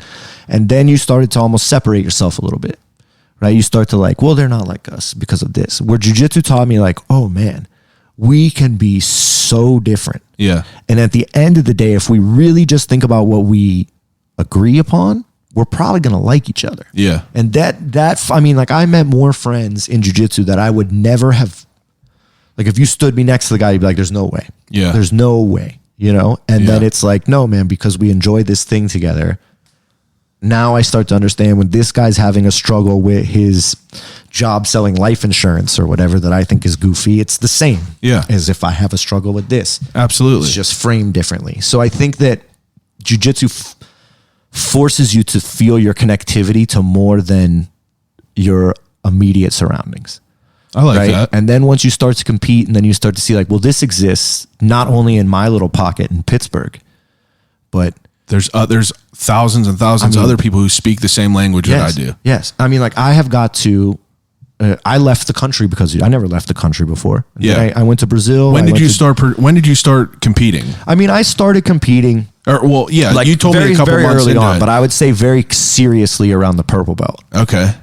So maybe 5-6 years in is when I started to do the international the federation. Yeah. Which is the main governing body. I would start to go do those tournaments. And I did very poorly. That's what I was going to ask. So like your first experience of these, like, I got fucking crushed. Yeah. Because here you're obviously becoming a bigger fish in a smaller pond. So now you're going into like, you know, so I remember water. I went, my first tournament was, I went Pan American Championships. I won my first round. I'm feeling pretty good. In my second round, I lost in 15 seconds. Oh, wow. To a kid named Zada Toscano. What happened? He triangled. He pulled, almost flipped me over his head. I adjusted and he triangle choked me like fat. And I remember he like fixed his hair afterwards, like kind of swagged on me a little bit. And since then we've become friends though. Yeah. I mean, like this is a guy I know now. We train together, we hang out. Yeah. And when I started competing in jiu-jitsu, it is so similar to how I felt when I was touring in bands and hardcore, which was like the people who come to this are the people who care the most about this. Yeah. They're sacrificing other parts of their lives for this. Yeah. And like, yo, this is so sick. There's people who care about it like me. You could feel that energy in there. And you're just like, man, I'm not alone. Like I'm with these people. Yeah. And like I got friends, like I can go anywhere in the world, I think.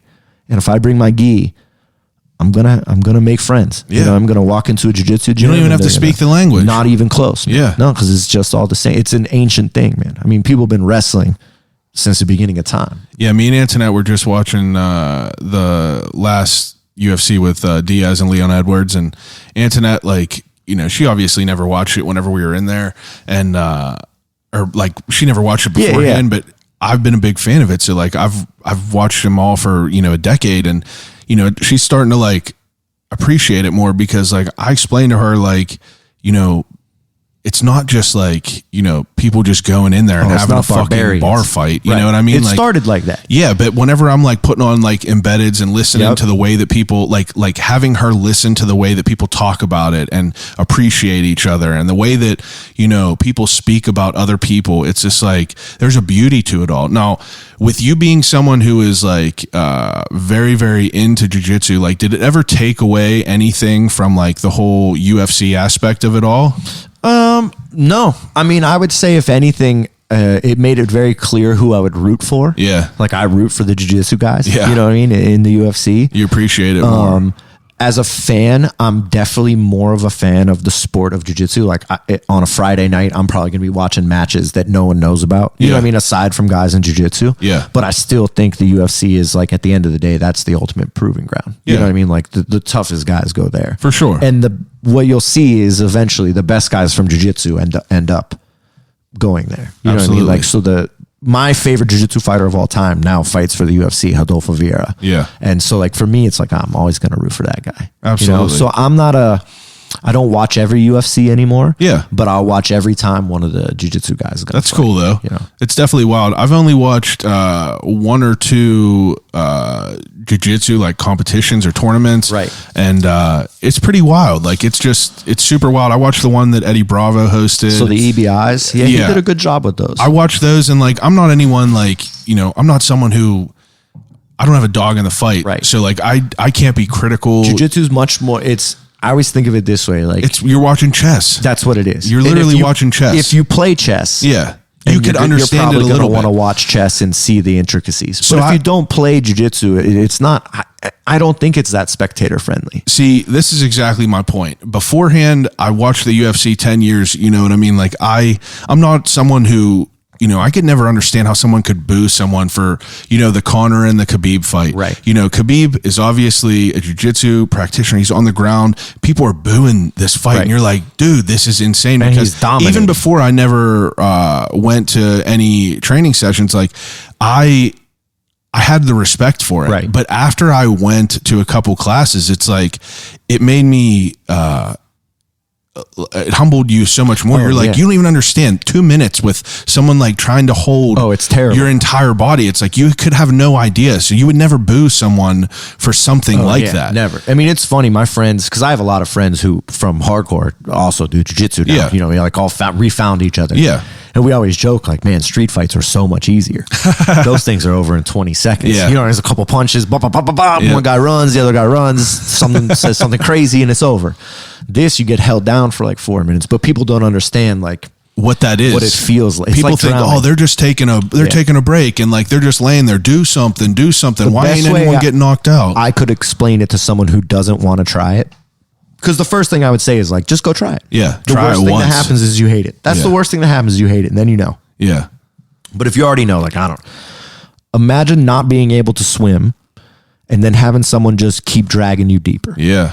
That's what jiu-jitsu is. If you don't know it, it's like you're just gonna I'm not actually gonna drown you. Yeah. I'm just gonna pull you so deep that you're gonna die. It's gonna just happen. You're gonna It's hope it inevitable. happened. So jiu-jitsu is a game of inevitability. You know, it's like if it this is why boxing is in the mess that it's in right now. Yeah.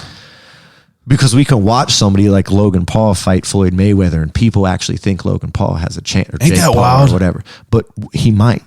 He might. I mean, he kind of proved that being big as hell the fact that he survived the fight shows you a lot about size.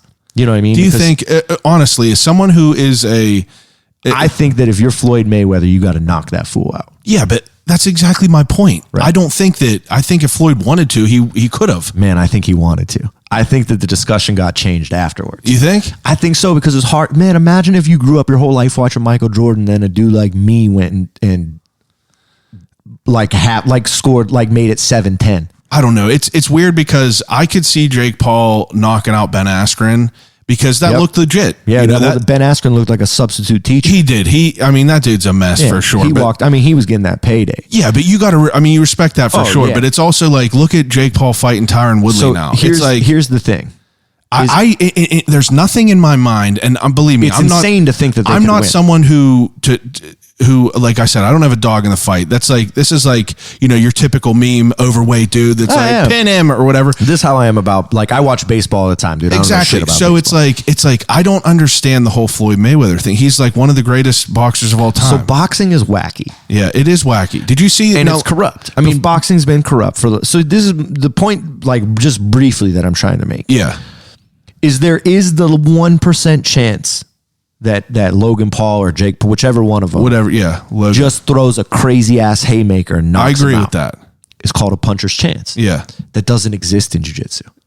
Ah, that's fair. Like, the second it goes to jiu-jitsu, if you don't know as much, you lose. Did you see the whole conspiracy about how Floyd like knocked him out and held him up? Oh, it held him up Did you to get see the that? rematch? Is What that did you they're saying, think to get about the that? rematch? I honestly think, and this is what I mean.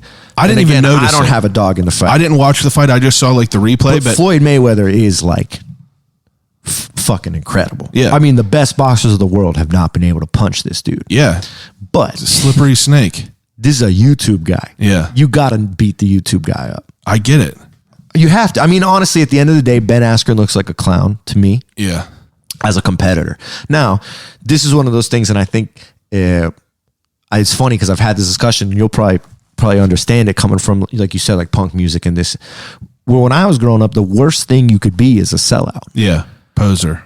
The fucking worst thing you could be was like you did something for money. Yeah. And these dudes are going out and getting beat up for it. Yeah. And then they'll say like, yeah, but he's rich. And to me, I end the argument there because I'm like, well, we have a different viewpoint on like what's important. Like I don't care how much money Ben Askren made. Yeah. Like, bro, you're an Olympic level athlete and this YouTuber just knocked you out. Yeah. Because you didn't prepare. I mean, like, to me, it's like, okay, I can't believe this is like what we're talking. You know what I mean? Yeah. Like, What it's even. like this is boxing is this, but that's what it is that there's a puncher's chance. That's I understand what you're saying with It that for doesn't sure. exist in jiu-jitsu. Like, That makes sense. like I'm telling you, the best no-gi grappler right now, so like without the kimono, Yeah. is this kid from, he lives in Puerto Rico now, but he's from New York, Gordon Ryan. Oh yeah. That's who. Yeah. Yeah. So I'm not a fan of his personality, but 100% a fan of his jiu-jitsu. Gordon Ryan would beat me in jiu-jitsu 100 out of 100 times. Yeah. No doubt. I mean, the believe guy that's who who- gave me my black belt will beat me 100 out of 100 times. Yeah. And it's like, I would rather, if I had to fight Gordon Ryan, I would rather it be a boxing match Yeah. because I might be able to knock him out. I don't know. I didn't know too much about him until I was listening to that GSP episode, and he was talking about how Gordon Ryan and him and Rogan were talking about how he's like the number one. That's who they would like hold up there with almost at the number one. And I started looking at his shit, and it is so wild because He's very impressive. yeah, it's just wild to see. And I mean, I don't even know it all, but it's just like just that one or two times in the gym, it's like, it's very it's wild. And he's doing it to the best guys. It's in the like world. watching fucking Bobby Fischer, chess master. Yeah. You can't even comprehend the things that they're thinking of that you could even, like, you don't even know how they're setting it up. And I mean, but to me, this is one of the things that makes jiu-jitsu so fucking cool. Yeah. It's like there's visible levels. Yeah. Like I'm saying, like the guy who gave me my black belt is a guy from Brazil. His name's Gutenberg Pereira, and he's up there with Gordon. Like he's in that mix of those names. And Guto and I have been training together hours, tens of hours together. Yeah. And I've never scored a point on this guy. Really? And I'm good. I mean, like I'm not amazing, you know what I mean? But like I know that like currently I'm ranked like 18th for my weight class in Nogi in the world, right? And it's like this dude plays with me though. Yeah. You know what I mean? And it's like, so how can I walk around thinking I'm a badass if this dude plays with me? Like, well, it's cool because like do you ever have a problem with ego as someone who is, ranked 18th? I would say that probably other people might tell you I have a problem with ego. Yeah. I don't know. I feel like I have a pretty healthy ego, but I know that honestly, that doesn't mean that much. Yeah. To me. But it's interesting. The goal is to be the number one. I mean, honestly, the goal is if I'm going to compete, I want to go win the world championships. Yeah. And I think it's within my reach, Yeah. so, and I know that there's guys who are much better than me because I've competed against them. And I guess that's part of it is when I lose, I'm okay with losing too. Yeah. Because I understand as long as I did everything that I could do, sometimes the guy's better than you. Well, it's cool because, the whole aspect of this is like, you being like high level that you are, it's like being someone that's so high level. I feel like, there's a potential to have your ego run away from you. Yes. Because realistically, no one could touch you. Yes. Like, unless I have a weapon or something, there is physically no way that I will, take you out. I would say that I'm lucky too because I surround myself with dudes who keep me in check. Well, that's my point. It's like you have the opportunity to be humbled by the hands of these people and it's like, or even your students. I mean, man, you wouldn't believe. Oh, I'm sure that there's students that do that too. Dust me up sometimes. Yeah, but that's like, I'm sure that's not as, that's few and far between compared to like someone who is high level, where you feel like you're in the deep water. Yes. I'm sure that you're normally someone who's pulling people out in the deep water. Yes. But it's like, it's cool that you're able to like, have that experiences where you feel that you're in the deep water, because I feel like that those are the only experiences in life that is going to keep you climbing for higher, higher levels. It goes back to like what we were talking about before. Yeah. To me, the black belt does not mean that I'm a master of the martial art. Yeah. It means I'm a master at learning it. I Yeah. can learn it really quick. Yeah. If someone shows me a new concept or a new idea, I have a better understanding of it How to do it than the other guy. And you could, you can manipulate it to your own style and everything. But I honestly think that that's what's kept this so interesting for me. Yeah. Is that you're not going to master it. It's like I was saying before, the mastery of this to me is be Neo. Well, is like fight eyes closed. So let me ask you this. What's the gold medal you just won? Yeah, so I won a couple this year so far. A gold and a silver, right? Yeah, so I won a gold medal at the Orlando Open. So the IBJJF is the International Brazilian Jiu-Jitsu Federation. Yeah. They hold open tournaments that anyone can sign up in, and then you're put into categories by your weight, your belt, and your age group. Yeah. Right? You fight enough of the opens, that gets you points that seeds you at the major tournaments. Yeah. Right? So this year I took gold medal no-gi at the Orlando Open, and I got the gold medal at the New Orleans Open in the gi. And then a couple weeks ago, I got silver in Detroit. I've had a couple silvers this year. It's been my best competitive year so far. Like that's amazing to hear. But what does it mean to, like, are you someone who is like, damn, I won this? Or are you someone that's just like, all right, cool, let's keep going? Both. Yeah. I mean, Both. like that's what I want to hear. Yeah. I want to hear that, I feel the people that say like, oh yeah, this ain't nothing to me. It's just it's more huge to me. Yeah, because like I feel like you have to relish that. Like you have I'll to tell you. I mean, it's also this. Do you want to win worlds or do you want to crush goals? Yeah. And I'm like, let's crush goals. Yeah. And then hopefully the goal becomes worlds. Yeah. Right. But for the longest time, like I said to you, when I started competing in these tournaments, I lost. Yeah. Lost. The first round. You know what I mean? I would go fly out, spend all my money, go to the tournament, lose the first round, go home. Yeah. And So yeah, man, like to win these at black belt is huge. Yeah, you it's know amazing. what I mean? And it feels great. And now I know that that's not, because at the end of the day, the goal is to keep learning, Yeah. and to keep enjoying it. And honestly, now I like to compete so that my students can see, oh, look, this week he won, and on Monday he's back at the gym. Yeah. Or look, this week he lost, and on Monday he's back at the gym. Yeah. You know who Kama Worthy is? Yeah. See, like, Kama is someone who I've been friends with for a long time before he even was in Awesome. the UFC and shit. And it's like, oh, it gives me chills to even see that, because, you know, I interviewed him whenever he just bought The Fight Fact. Yeah. The just fight bought camp. that. Yeah. And he bought it off The Cherico. Academy. Yep. Yeah, the Academy. And then I interviewed him. You know, I kind of was grandfathered in because I wanted to talk to him before he got in the fucking Right. UFC.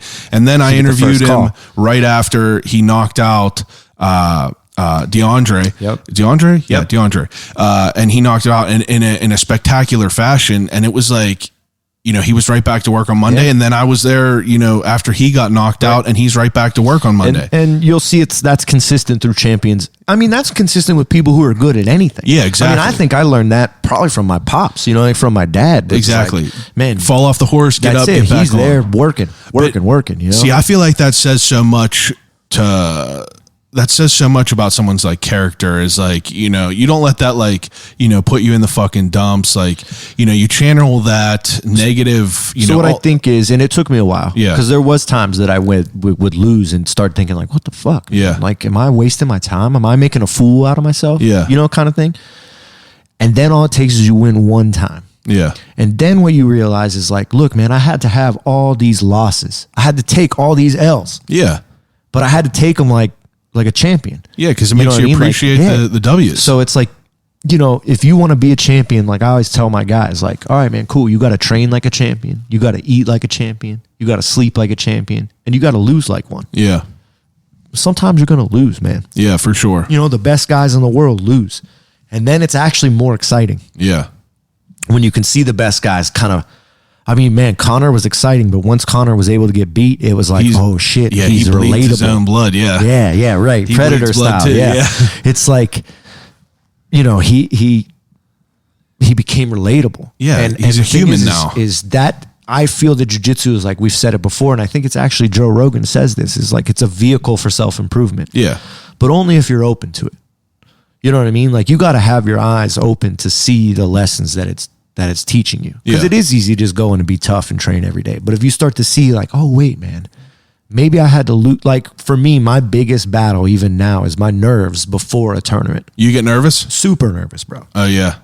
Crazy nervous. See, I Crazy feel like nervous. that's good. You Yeah. know, Well, I care about it. yeah, that's exactly Right. it. That shows that you care. If you're someone who's just like, I got this. This is good. And I don't feel that. And maybe I'm a little like jealous of people who do feel that way. I Yeah. mean, like I would say like that guy I was talking about earlier, Gutenberg. Yeah. Bro, maybe he gets nervous, but he don't show it. Yeah.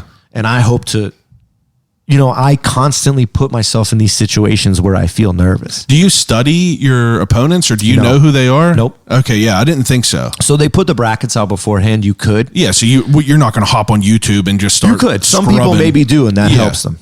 For me, what I think is I have no control over that. Yeah. The bracket is what the bracket is. I'm happy. And I would say that after coronavirus, my mind for competition changed a little bit because I'm so happy to be doing it. Yeah. Like I'm just like so stoked to like, get to travel and be around my friends who care about this thing the same that I do. Absolutely. So the first thing I always tell myself before every tournament is like, you want to be here. Yeah. And then the second thing is like, and that means you want to fight the best guy, right? Like I don't want to win the tournament thinking like, oh man, I got through it easy. yeah, like the best guy was sick. Yeah. Like no man, I want to fight the best guy. So whether it happens the first round or in the finals, like let's go. Yeah. And it's out of my control. So then I just think I have a couple things like I'm gonna put my hands on the guy first. You know, I'm gonna score first, regardless who it is. And Yeah. those things I feel like are in my control and they help my nerves. You know, but it was. I mean, up until this year, my students will laugh because they're all, anyone listening, they know. After the first fight in the tournament for like the last 4 years, whether I won or lost, I would throw up. And it was just one of those things, like I would just have that adrenaline dump, I would throw up, and then I'd be fine the rest of the tournament. And then it became funny because I was just like, whatever, it's just Yeah. gonna, like I don't give a fuck anymore. I'm just gonna throw up. Yeah. And as soon as I had that in my head, like, fuck it, I don't care anymore. Yeah. It stopped happening. That's interesting. you know? And it was like, I just accepted like, okay, this is just going to happen. What, now, when did the whole idea of wanting to teach come into play? So, Was that a goal in the beginning? it was forced. Okay. Now, I think that some people just naturally are inclined to share. Yeah. You know what I mean? Like, I'm always the kind of person like, oh, yo, if I think this is cool, I'm Yeah. going to tell all my friends that I think it's cool. I'm going to, you know what I mean? Like, Absolutely. check this thing out, you know? So I always had that part, right? And then also I think just being, like we talked about, like my background being the new kid moving into places, I always wanted to feel like if I was in a spot where I was a little higher up or that I was welcoming. Yeah. You know what I mean? That I made sure that, because I remembered how scared I was. Yeah, and you my would first hope day that of someone jiu-jitsu. would be nice to you. And I was scared after being in, that's what I mean, is like I was a kid who got in street fights with dudes with their faces tattooed. And Yeah. people pull guns out and wild shit. And like Yeah. I was terrified. So I just assume everyone's. So I think that kind of put me in a spot where I just kind of naturally became a leader in the room. You know, I was always there. I was always working hard and I was always nice to people. Yeah. And then my original teacher, his wife had an opportunity with her job that they had to relocate. So basically he sat me down one day and was like, basically the gym goes away or you run it. And I Wow. was like, okay, man, I run it. And so at that point I had 2 guitar stores and ran the jiu-jitsu academy. You had that jujitsu while you had the guitar store? Yeah, I had both. So I had Wow. both stores. I was running this guy's academy. I was teaching 5 days a week at his school. Did you find that hard in the beginning to start teaching? No. I think I was like, You're someone that's... I was tapped. Yeah. No, it was like almost like one of those things like, bro, you got to step up. Yeah. Like we were talking before, like we were joking about like the Fast and Furious movies, but it was Yeah. like that shit. Yeah. Like that's why I love those movies, because it's For about real. being down for your boys, even when they're wrong. Yeah. And like I wasn't stoked that my teacher had to move. You know what I mean? I wasn't happy about it, but I understood that I was in a spot in my life that allowed me to, like if I didn't, no one else was going to. Did you have like an imposter syndrome in I the still beginning? do. I still do. I mean, like even now when you're saying like, ah, man, you won this tournament, there's like a part of me that's like, yeah, man, it's fucking crazy. Yeah, it's crazy. Like, how did that happen? That's fucking nuts. You know what I mean? So all the time, every day, Yeah. every day. But then the thing that's nice is jiu-jitsu shows you. Yeah. Once we just start doing jiu-jitsu, then I'm like, oh, okay, I actually know what I'm talking about. Yeah. And this. And then I also realized like, I think one of the things that makes me a really good teacher again is that I'm still a really good learner. Yeah. And I'm totally okay to say I don't know. I'm totally okay to be wrong. You know what I mean? And I'm totally okay to change my mind. I love that. You know That's what I how mean? I Like feel. I will change my mind all the time. I actually remember, I think it was like Adam Yauch from Beastie Boys. Yeah. You know, he ended up being like doing all this women's right feminist shit. And then they came out and asked him like, hey bro, but you wrote all these songs. You know what I mean? He like, yeah, but I'd rather be called a hypocrite today than the same person I was the other day. Wow. You know what I mean? And that resonates with me. Like that idea. Absolutely. Of just be honest with people. Be okay to say, I don't know.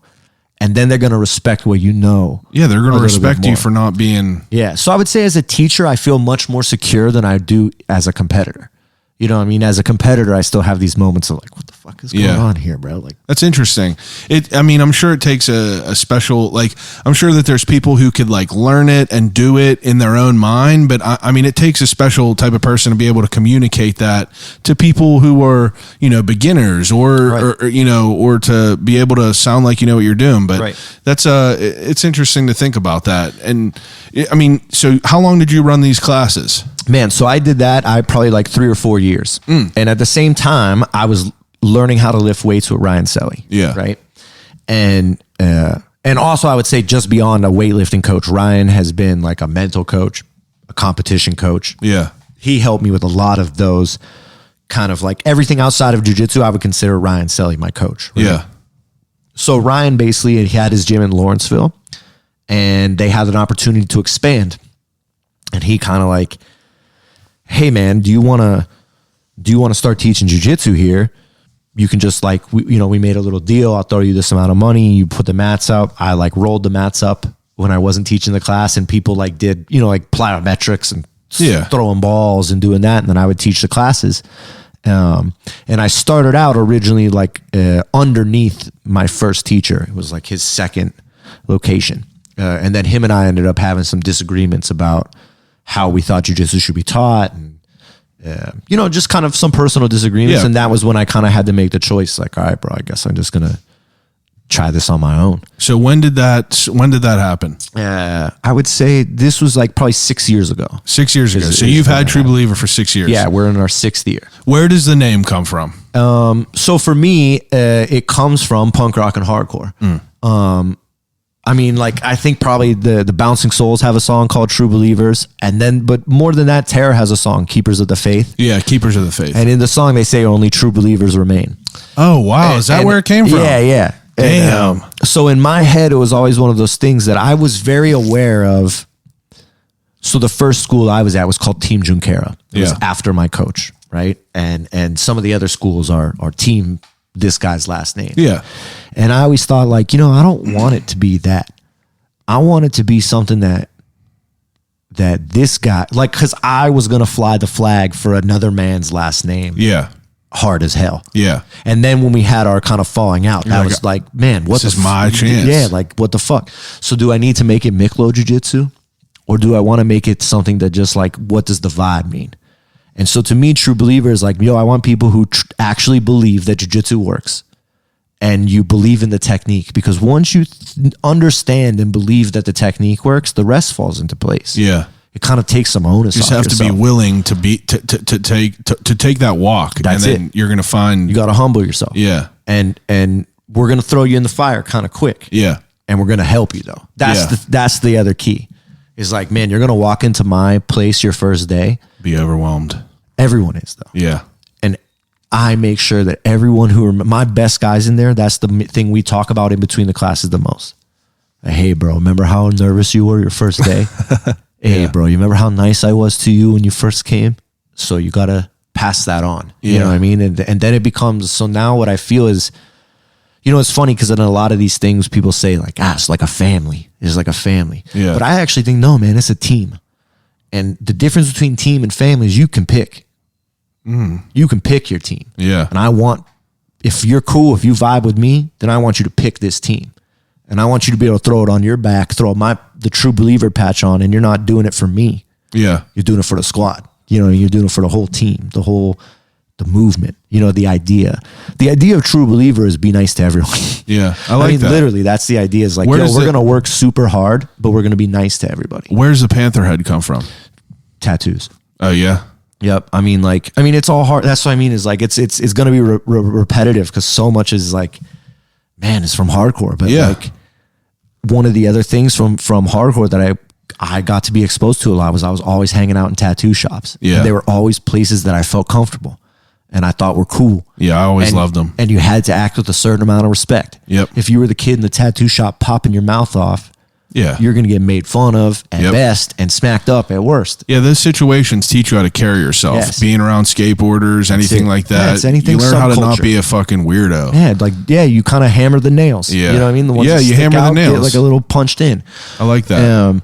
And to me though, it was like, we're the island of misfit toys. So like if you look at our panther, it's like a panther, tiger. You can't tell what kind of cat it is. But to me, it's like that tattoo kind of like, it's aggressive. It's got that tattoo. You could tell you could tell the feeling of it. And it's art. It's like, no, this isn't just like, it's not my last name. Yeah. And jiu-jitsu. You know what I mean? And a triangle logo. Yeah. You know what I mean? It's like, I want my shit to be something that like, almost it's a gang. Like for real. It's almost like, if you're going to put that shirt on. Yeah, like a cut, like fucking That's Sons it. of Anarchy. And if you're going to put that shirt on, you're expected to behave a certain way that everyone else who wears the shirt. Yeah, you're representing this. That's it. You're representing not just me, but the team of everyone. And I think that's easy. And if you fuck around and you don't conduct yourself right, I'm sure people are going to let you know about it. Yeah, you're going to know. Yeah. Or they're going to let you know. And I feel like that comes with the patch. It's like you understand what this is. If someone else is doing something wrong, you have to, it's your it's your job to. And the thing that makes it the least like a gang though is the only thing you got to do to get the patch is come in and be cool. Yeah. You just got to come in and try hard. That's it. And like, be nice. It's funny because my school's different than most jiu-jitsu schools. Yeah. Because I'm different than most guys who get into this kind of thing. You know, Yeah. I came from an artistic background. I came from an outsider background. Yeah, it's interesting to hear now that now that we've talked, it's like, it's interesting to hear like how much music was a part of your life. Huge. And how much like, Still to the this day. hardcore scene and everything. Still to this But it makes I mean, sense. Like I can understand it on a if different I don't want level to train, now. if I don't feel like training, bro, I'm gonna listen to Cro-Mags or Late to Rest or like something like Code Orange is my walkout song when I do my pro fights. Is it which song? Forever off that second record. Oh yeah, You know? wildest video ever. And here's what I'm saying is like it's so sick that I get to meet people like that. Oh yeah, like so those dudes because of jiu-jitsu. is that? I mean, that's how it happened. Like, did you know them? So on a peripheral, Yeah, right? So they were like a generation younger than me in Yeah, hardcore. Code Orange kids, right? Right. And then they And so they kind of like opened for some of the bands that I was playing in, or like some of the dudes that I was playing. The last band that I played in was a band called Death Right. because how old are they? 25. Yeah, they're like a little, Yeah. maybe like a decade younger than me. Yeah, so it's like that's a whole different like It was a lifetime. whole generation. Yeah. But so there was I played in a band called Death Right. Those guys, a bunch of them went on and started a band called Eternal Sleep, which is still a band from Yeah, Pittsburgh. Ben Super Duty. Sleep. Yeah. Good friend. Great guys, man. Awesome band. And so like I kind of had a connection to Code Orange through them. You know what I mean? Like, okay, like you guys are the dudes who play with my boys and Yeah. like this. And randomly, there's a guy who actually he owns a record store and a venue out in New Kensington. It's Preserving Underground. Yeah, Preserving Underground. So AJ is literally someone I've known since I was 15. Like me and AJ have cut our teeth doing bands and doing all that. And when I first opened the gym, I told AJ like, hey bro, if you know anyone who'd be interested, like let them know. And I was eating Chinese food one day and Joe Goldman called me up like, hey bro, I heard you're doing some jiu-jitsu stuff. I want to try. Like, okay, man, cool. And I tell you what, man, those guys and girl Reba, Yeah, man, they all train. they all train, man, and they take it serious. Yeah, they were the. I think that Goldman was the first person that I saw post it because I think that he's friends with Justin Boyd, who is a kid that I'm friends with. I know Justin, and I think that I saw just something to post through them, and I believe that that's how I came across it. Really, So it was definitely a hardcore connection. Yeah. But I would say I'm more friends with those dudes because of jiu-jitsu. Yeah, for I didn't sure. really know. I mean, I knew of their band and stuff like that. But yeah, but that's a good initiation. That's a good foundation for people to know that you're one of us. So that's it. There's right. a good It was kinda opportunity. Like, for, this is like where hardcore kids go. Yeah. I mean, and it's still that way. We're still Yeah. kind of like a punk rock hardcore kid outcast. But I mean, but that's what I'm saying is jiu-jitsu will show you so fast how in common you have with the guys who aren't that. Yeah, for sure. You know, like I always talk. There's a guy who's one of my best friends. His name's Simon, and if you would put Simon and I next to each other and ask our moms, hey, you think these two guys are friends? I'd be like, no, not at all. And we're really good friends because of jiu-jitsu, you know, and that's a beautiful thing. You know what I mean? Like shrinks the world. It like kind of makes it smaller and you start to see, like I said, like forced empathy. Yeah. You know what I mean? And that's the kind of things that, I mean, like I'm competitive. I want to win things, but more so I want to make people feel okay. Yeah. And You know if what you I mean? could Just win, like- that's a that's cherry on great, top. I think it's a great byproduct and it will happen just with hard work. Yeah. And the act of trying to win something means you're going to try your hardest to be the best at it. Yeah. And anything you try your hardest to be the best at is going to teach you some things. Yeah, absolutely. You so- put your heart and soul in it, you're gonna understand. Fail. You're going to, and as soon as you do that once, as soon as you do something hard once, I think it opens up that empathy meter, that sponge that everyone has in them that we can turn off. Yeah, I mean, you felt it. That's why And so it's not just hearing the scary stories from other people. You felt what it felt like, 100%. and you don't want to feel like that anymore. 100%. And then I realize I'm in a position now to make people not feel like that. I and love so that. that's what the school is all about. Is like we have a sign in the school that says like fear no man and do no harm, and like it's kind of that idea like. I love the Code Orange shirt. It says no fucking fear or zero fucking fear. And that's it. And Yeah. it's like kind of that mentality that we've all had, but it's like, but how do we give this to other people in not such an aggressive way? Yeah, you do it in some way. That's kind of how I feel about the podcast. I mean, like people could go out and they could Google things and learn things from other people, but I want this to be the right vehicle to communicate it the right way to people. I want this to be able to be a way for anyone, whether you're a manager at a company or you sell weed. Right. You know what I mean? I want everyone to be able to listen to this and kind of be able to, you know, chew Draw this those all parallels. up. Chew this all up in a certain way that's not like, you know, so like pristine. Like I'm a regular dude. I talk how I talk. I'm half Yinzer, all that. But it's like, I feel like I want this to be more welcoming. You know, I don't want people to feel overwhelmed to, you know, some people might be overwhelmed to dive into a certain subject, but like this is just like a conversation. And that's why I feel like that this is a,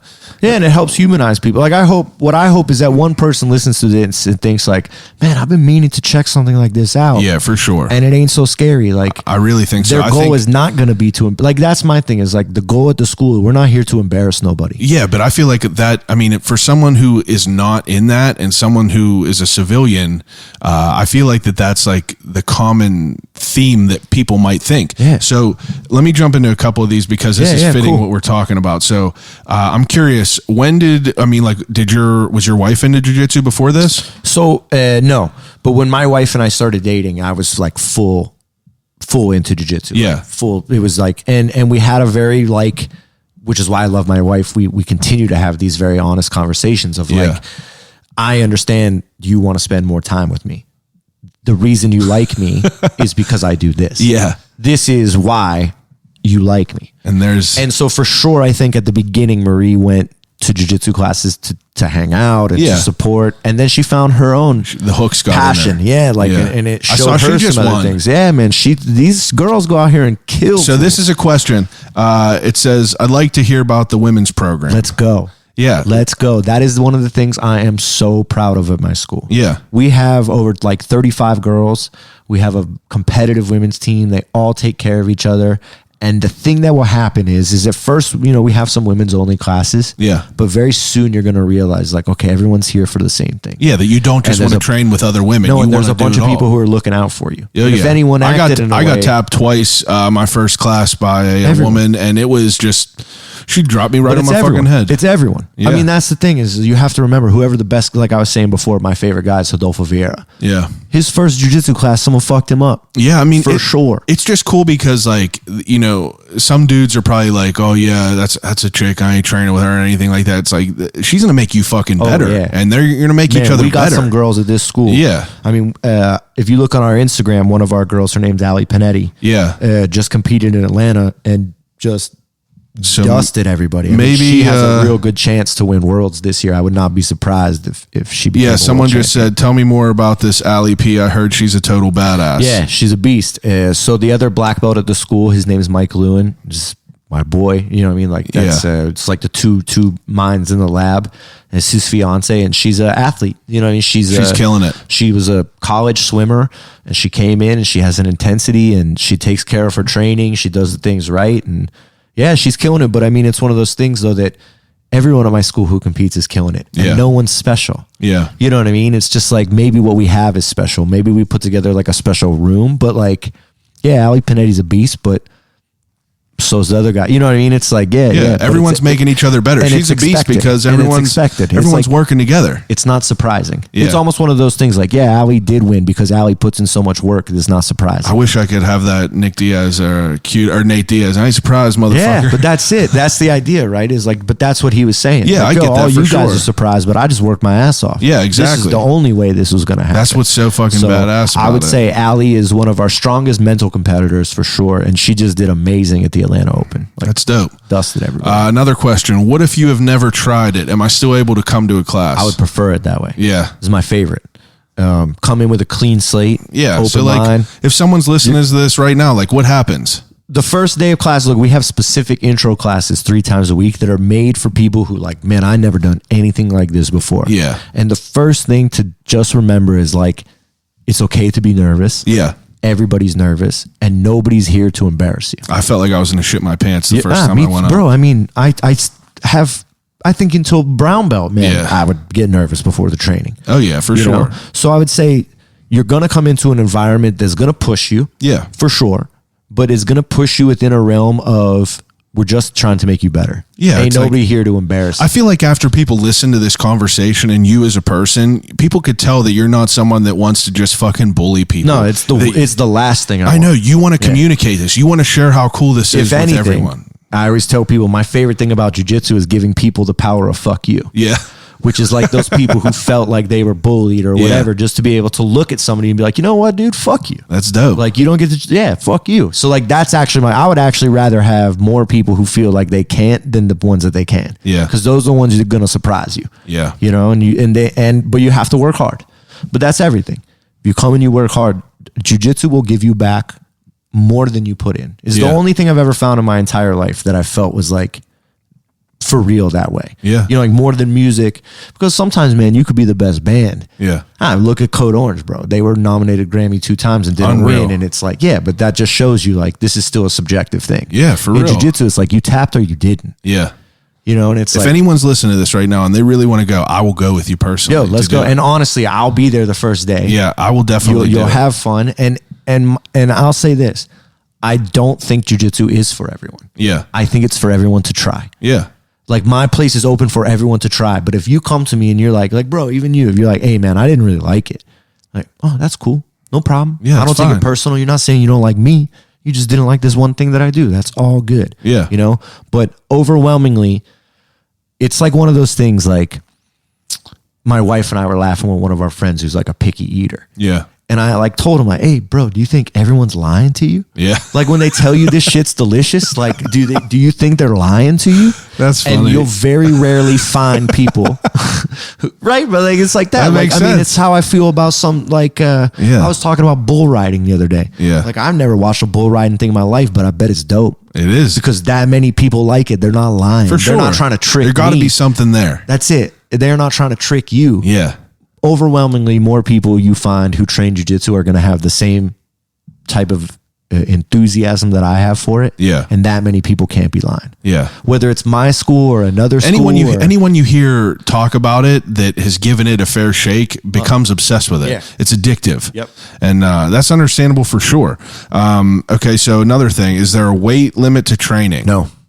So All sizes, all people, all genders, all bodies, all get choked out by the smallest and the biggest. whatever. We're here to crush goals. That's Yeah. what I mean. And look, for some people, the goal might be, my goal is to make it through 1 week of class. Yeah. That's a goal. Let's crush it. Whenever I went, You know, if you're listening to it right now and you're thinking like, well, I just want to try one. Yeah. Like then we're here to help you crush that goal of trying one class. And then the next thing we're going to ask you is like, okay, now what's your next goal? Yeah. How do we crush that one?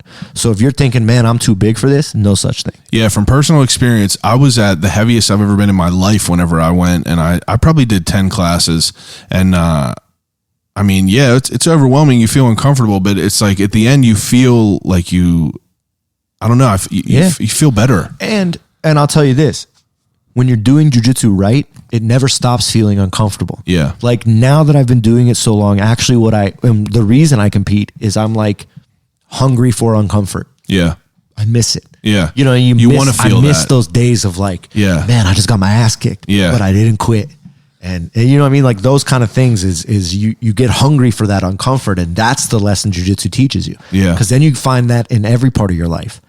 Like, oh man, I'm that way with my business. If I start feeling comfortable with the business, I'm Something's like, yo, up. something's wrong. Yeah, something's up. We got to make a goal. We got to go crazy here. Yeah, you want something to work towards. Always. Yeah. Mallory said, why is Jake such a G? Poor parenting. Shout out to Mallory. She's killing it. Yeah. What is your perfect hot dog? Perfect hot dog? Yeah. Chili dog, bro. Brighton Hot Dog Shop. Brighton Chili Hot Dog. Yellow mustard. Let's go. So good. Yeah. Okay. Let me see what else. Where does he see the sport going, evolving in 5 to 10 years? Well, I think it's going to be interesting because jiu-jitsu exists in like everything. If you understand it at a deep level, there's like little meta games that go on. Yeah. But I think it's cyclical. So it's like the thing that's popular nowadays is going to be the technique that's going to beat it is going to be something from the past. Oh, yeah. That's just that we see. 100%. What I think is going to start to happen is we're going to start to see the first generation of kids who grew up doing jiu-jitsu competing. You know, there's a guy competing right now. He's 17 years old. His name's Miclot, and the kid is terrifying. Is that the Brazilian gorilla or something? Man, maybe. I mean, if that's his nickname, Do you know who I'm talking about? I don't. Maybe that's probably not him then, but he's a super young dude that's like very, very highly ranked. So that's what we're going to start to see. Yeah. Is this generation of kids who grew up playing soccer and became professional soccer players as actually like kids who were just. So this is for a perfect jiu-jitsu. this is a perfect way to put it in perspective. It's like, you know, young kids like us whenever we're watching Rodney Mullen on the Tony Hawk thing, Yep. but then you have kids like Nigel Houston Bingo. who are, you know, literally redeveloping Right. or reinventing. They like the take entire that game. and it's just the basic foundation for where they're going. Yeah, Because- so I think we're starting to see that in jiu-jitsu now. And That's in the next ridiculous. 5 years, I think we're really going to see that younger generation coming back. And what I think is, and this is going to be for the jiu-jitsu nerds on there, like a big thing in jiu-jitsu now is leg locks. Yeah. I think we're going to see a turn away from that, and it's going to go back to just old school fundamentals. You know, and it's cyclical. I think things are going to. What do you think? Cycle. What do you think about the, you know, the jiu-jitsu competitions that are implementing weed into them? Man, I don't know. I actually don't know. I guess I think that luckily, like, I think the older I get, the more I just like try to not let people, like, I try not to judge those situations. Yeah. You know what I mean? Like, if that's what's up, if that's good for you, like, I mean, I know a lot of people who smoke pot. I smoke pot, you know, occasionally. Yeah. I don't necessarily, I guess what I would say with this is I don't care what you do as long as you're putting out good jiu-jitsu. Yeah. And my biggest problem with those tournaments is most of the time when you see highlights, it's like goofy shit happening. Okay. You know what I mean? It's like something wacky that wasn't like beautiful jiu-jitsu. Yeah. Now, at the same time, I think that jiu-jitsu is big enough that there's a lane for everyone to go into. Yeah.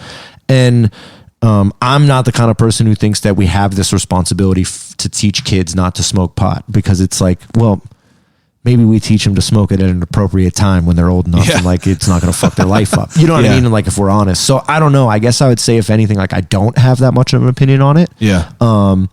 But it's not something that I would be personally involved in. Like Yeah. I don't see myself jumping into any of that stuff, but I also like no shade to them. You know what I Yeah. mean? Like, Yeah, I thought it was interesting, an interesting aspect of it all. I was reading like, you know, the rule of it, and the rule is like you take equal amounts of like hits. yeah. and And I mean, I think it's funny. You know, Yeah. it's like a cool. You Yeah, know, it's like an that's what I interesting mean. It's like thing. you have you have your realm. It's just, I guess I always look at it this way, and maybe this will answer the question for a bunch of them. But whenever I see a guy win any match, UFC, jiu-jitsu, whatever, and do a backflip after, Yeah. I'm not a fan of that guy. yeah, Because I think, how much time did you spend in the gym doing that backflip? yeah, And if you're really a martial artist, you should spend that time at the gym on your kick or your guard pass or your guillotine choke, or Yeah. like, to me, it's just like, so there's kind of like that. Like if you said to me like, bro, I can smoke 10 blunts to the face and then roll jiu-jitsu, I'm kind of Yeah. like, well, that's not how I would rank my progress. You know Are what I you mean? someone who, you know, can you tell a difference whenever you smoke beforehand? Do you smoke beforehand? I do, not before I teach. Yeah. Because I mean, like, I like to stay focused for everyone sure. else. But definitely there's times that I smoke weed and train. And I would say maybe it helps your creativity a little bit. But for me, I'm a person who would prefer to, like, I use smelling salts when I train. Like, yeah. I would prefer to be intense Yeah. a little bit, you know? Yeah, you want to be sharp. Yeah. So, but I would say, like, man, there's definitely different schools of thought on that. And like, I don't judge Yeah. nobody. You know what I mean? Like if Absolutely. someone wanted to, like, yeah, man, that's all on you. I could see how someone could think that would help them, you know, become more fluid. Yeah, and you know, maybe do it that. does. I mean, like, it's interesting it helps because people with a lot of art. But I mean, look at any sport, you know, basketball, baseball, football, anything like that. People have their own ways of doing it. It's just interesting to hear how people do everything. Right. It's like you have people like Sidney Crosby who like get home from winning a playoff game and then immediately Start just go to the studying. gym. Right. And it's like And see, I think I'm more to that yeah. kind of. I mean, and you know, anyone who knows me knows that I smoke pot. My mom's listening to this; she knows. You know what I mean? Like, it ain't no Yeah. problem. But it's one of those things that I think it has its place. Yeah. I definitely don't smoke before I compete. I don't like doing it before I teach. Yeah. But other than that, I can respect think, that. Like, you know, I think it's. I was just curious about Yeah, it. and again, like, I don't think anyone would be wrong if they said, like, I do. Yeah. You know what I mean? I have from some friends who probably teach smoking. They smoke right before they teach, and they do an amazing job. You know. Next question. What does it take to become competitive at the black belt level? Man, one of them is just a willingness to lose. I honestly think is like, you have to constantly put yourself in a position to lose. Yeah. So that when you meet these guys in the tournament, like, because at black belt, man, you're going to find some legends. Yeah. You know what I mean? There's going to be guys you looked up to because there's nowhere else to go. You know, it's like a brown belt. Okay, eventually those guys graduate and become black Who's the belts. wildest dude you had a match Yeah, against? the last guy I fought was Junior Sunkau from UFC. He fought Nate Diaz in the UFC. Yeah. And he smoked me. Yeah. Yeah, he submitted me fast. But But those are the matches I want. I think if I got to go with him again, I would have a much better shot. Yeah. I don't want to say I could beat him, but I think I can. Are you someone that like after you're done with a match, you like do you film your matches? I've recently started to. Yeah. I used to not, because I used to think, because again, I have this imposter syndrome where I'm like, well, that's like a little cocky. You're like kind of assuming you're going to win. Yeah. Where I still, when I win, like I'm surprised a little bit. Like, holy shit, I fucking won. Yeah. You know what I mean? But I feel like it would definitely be, it's like me filming my golf swing. It's Yeah, it's it super helps. interesting to see, because you could see like, oh, right here, maybe I could do this and Right. like try that differently. And then I would say to be competitive at black belt is like, you have to immerse yourself into jiu-jitsu. Yeah. Every day. Every day. You Live and have breathe to, it. yeah, you have to eat like a world champion. You have to sleep like I mean, it's You've said this numerous times. What do you eat? Like, what's like are you pretty real food. Real food. Are you pretty like do I'm you, not the most strict. Okay. I'm not the most strict guy. I mean, I've had a couple beers here. I'm lucky because I'm skinny. I burn through calories like really fast. Yeah. So if anything, it's a, and I've learned this again because of Ryan Selly. Yeah. It's helped me with my diet a lot. For me, it's hard to get the calories in that I need. Yeah. But I would say, I'm not big on breakfast, like a coffee in the morning, and then I'm like a double lunch kind of guy. You know what I mean? So I like Double lunch. Yeah, like and I usually like Chipotle, Yeah. like rice and beans, maybe a Yeah. pasta. But you're not like a something that. McDonald's all the time and shit. No. Okay. Now, but don't get me wrong, bro. No. I like it. Yeah. You know what I mean? But jiu-jitsu, Yeah, you're disciplined. You can't. You're putting garbage into your body. Your body's going to You function like feel garbage. it. Yeah, you feel it instantly. You Yeah, know what that I mean? makes sense. But I like it. I mean, I like it the same everyone else likes it. I like pizza. Everyone that's listening, you should see his I like face. tacos. He Yeah. wants to assure that he likes Yeah, it. I like that stuff. Okay, so I think I got through all the. I mean, a lot of the other questions we kind of answered, but I think I got through them questions. Cool. I think it's interesting that I don't know. I've only had my experience with the place that I went, Right. And Every place is different. every place is different for sure. 100%. I will definitely come down and try out another class. Please. I'm interested just to see how it is. But Yeah. I think The worst thing that happens is you don't like it. Well, And and for real, but that's what I mean is like the worst thing that will happen is you will leave there and be like, that wasn't really for me. I know that no I'll one's like gonna it. dislike you. But that's what I mean is like, I don't know, man. If I told you at the end of this, like, man, I don't really like doing podcasts. Yeah, Like, yeah, it's I okay. respect it. Yeah, that's what I mean. It's I like, definitely all right, man, respect you're honest. it. Like, that's cool. Whenever I went and I signed up for classes, I went 10 times. I think that the reason that I did not stick with it was, one, I didn't have LASIK yet. I become like nauseous if I don't have my glasses on. Can't have my glasses on. People were like, "Oh, you don't even need to have your eyes open. You can just learn through that." To see it, you do. To learn it, you do. It was frustrating to do that. It was frustrating where it was located. It Right. was frustrating. There was no place to park ever. Right. It was a perfect storm. And I know that those are all excuses, but I went and I knew I enjoyed it, but I would definitely come back and do it again. Yeah. At the end of the day, is like, I think that there's a place, like my school is much different Yeah. than the other schools in the city. Absolutely. And I don't think we're better or worse. No, what but mean? I like, get I'm it. down for anyone who wants to train jiu-jitsu, but I don't think if it's you better. don't like my spot, maybe you're going to like the other one. I don't think it's better or worse. I think that it's just different. It's more of like a corporate environment to a Right. like a mom and pop shop almost. That's it. Yeah. And I am someone who the company I work for has like 4 people in it. Right. I like being. I mean, it's someone, just me and my wife and a couple other guys. That's who what I'm teach. saying. Yeah. Like I like the aspect of being able to talk to everyone. Right. Like I don't like something so And I big like that too. that you get lost in And it. like I said, I feel my job actually is to teach you how to.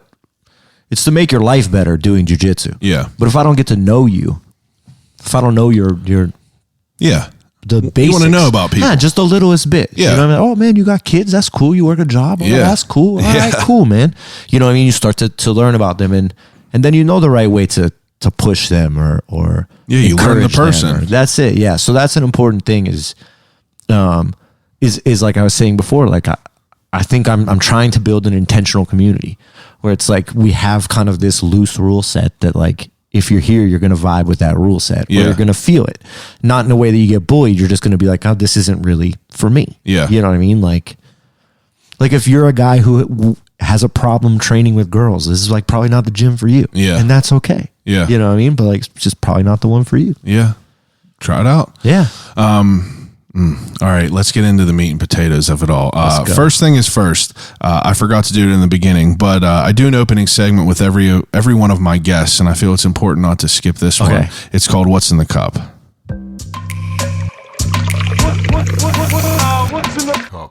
So, what is in your cup? I'm drinking Coronas.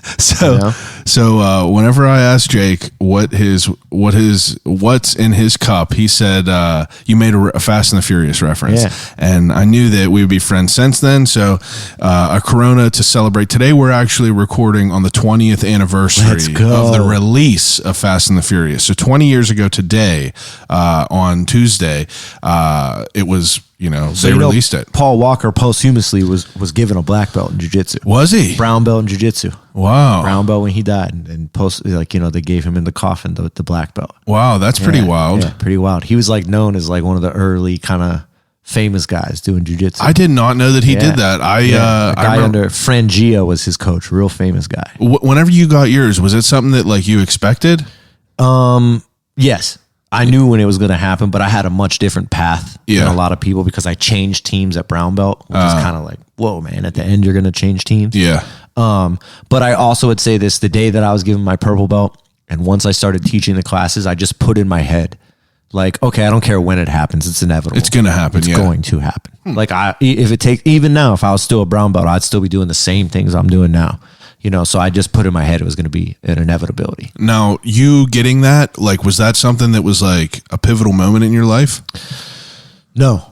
I think honestly, I didn't feel that it was. It was one of those things that when it happened, it was just all right, let's keep going. Yeah. Almost I feel like I've been doing black belt stuff for a while now. Yeah. And now people are going to have to listen to me. Almost like when I'm in the room, it's if you're the guy with the degree. Yeah. It's well, now I got this. And but it didn't really change. Yeah. It's validation. It was validation of the work and that you're already it. putting in. Right. But I also knew if there was no belts, I'd still be doing jiu-jitsu. Yeah, I like that. You seem like the type of person that I just love it, man. That's pretty cool though. Yeah. It's definitely neat. I go to sleep thinking about it. You ask my wife, I'm breaking grips in my sleep. She's always said what are you doing? I'm breaking grips, pulling grips, and one of my good friends, Abraham Marte, a black belt world champion from the Dominican Republic, we talk about it all the time, jitsomnia. You just wake up in the middle of the night just thinking about jiu-jitsu, and it's happened to me for 15 years now.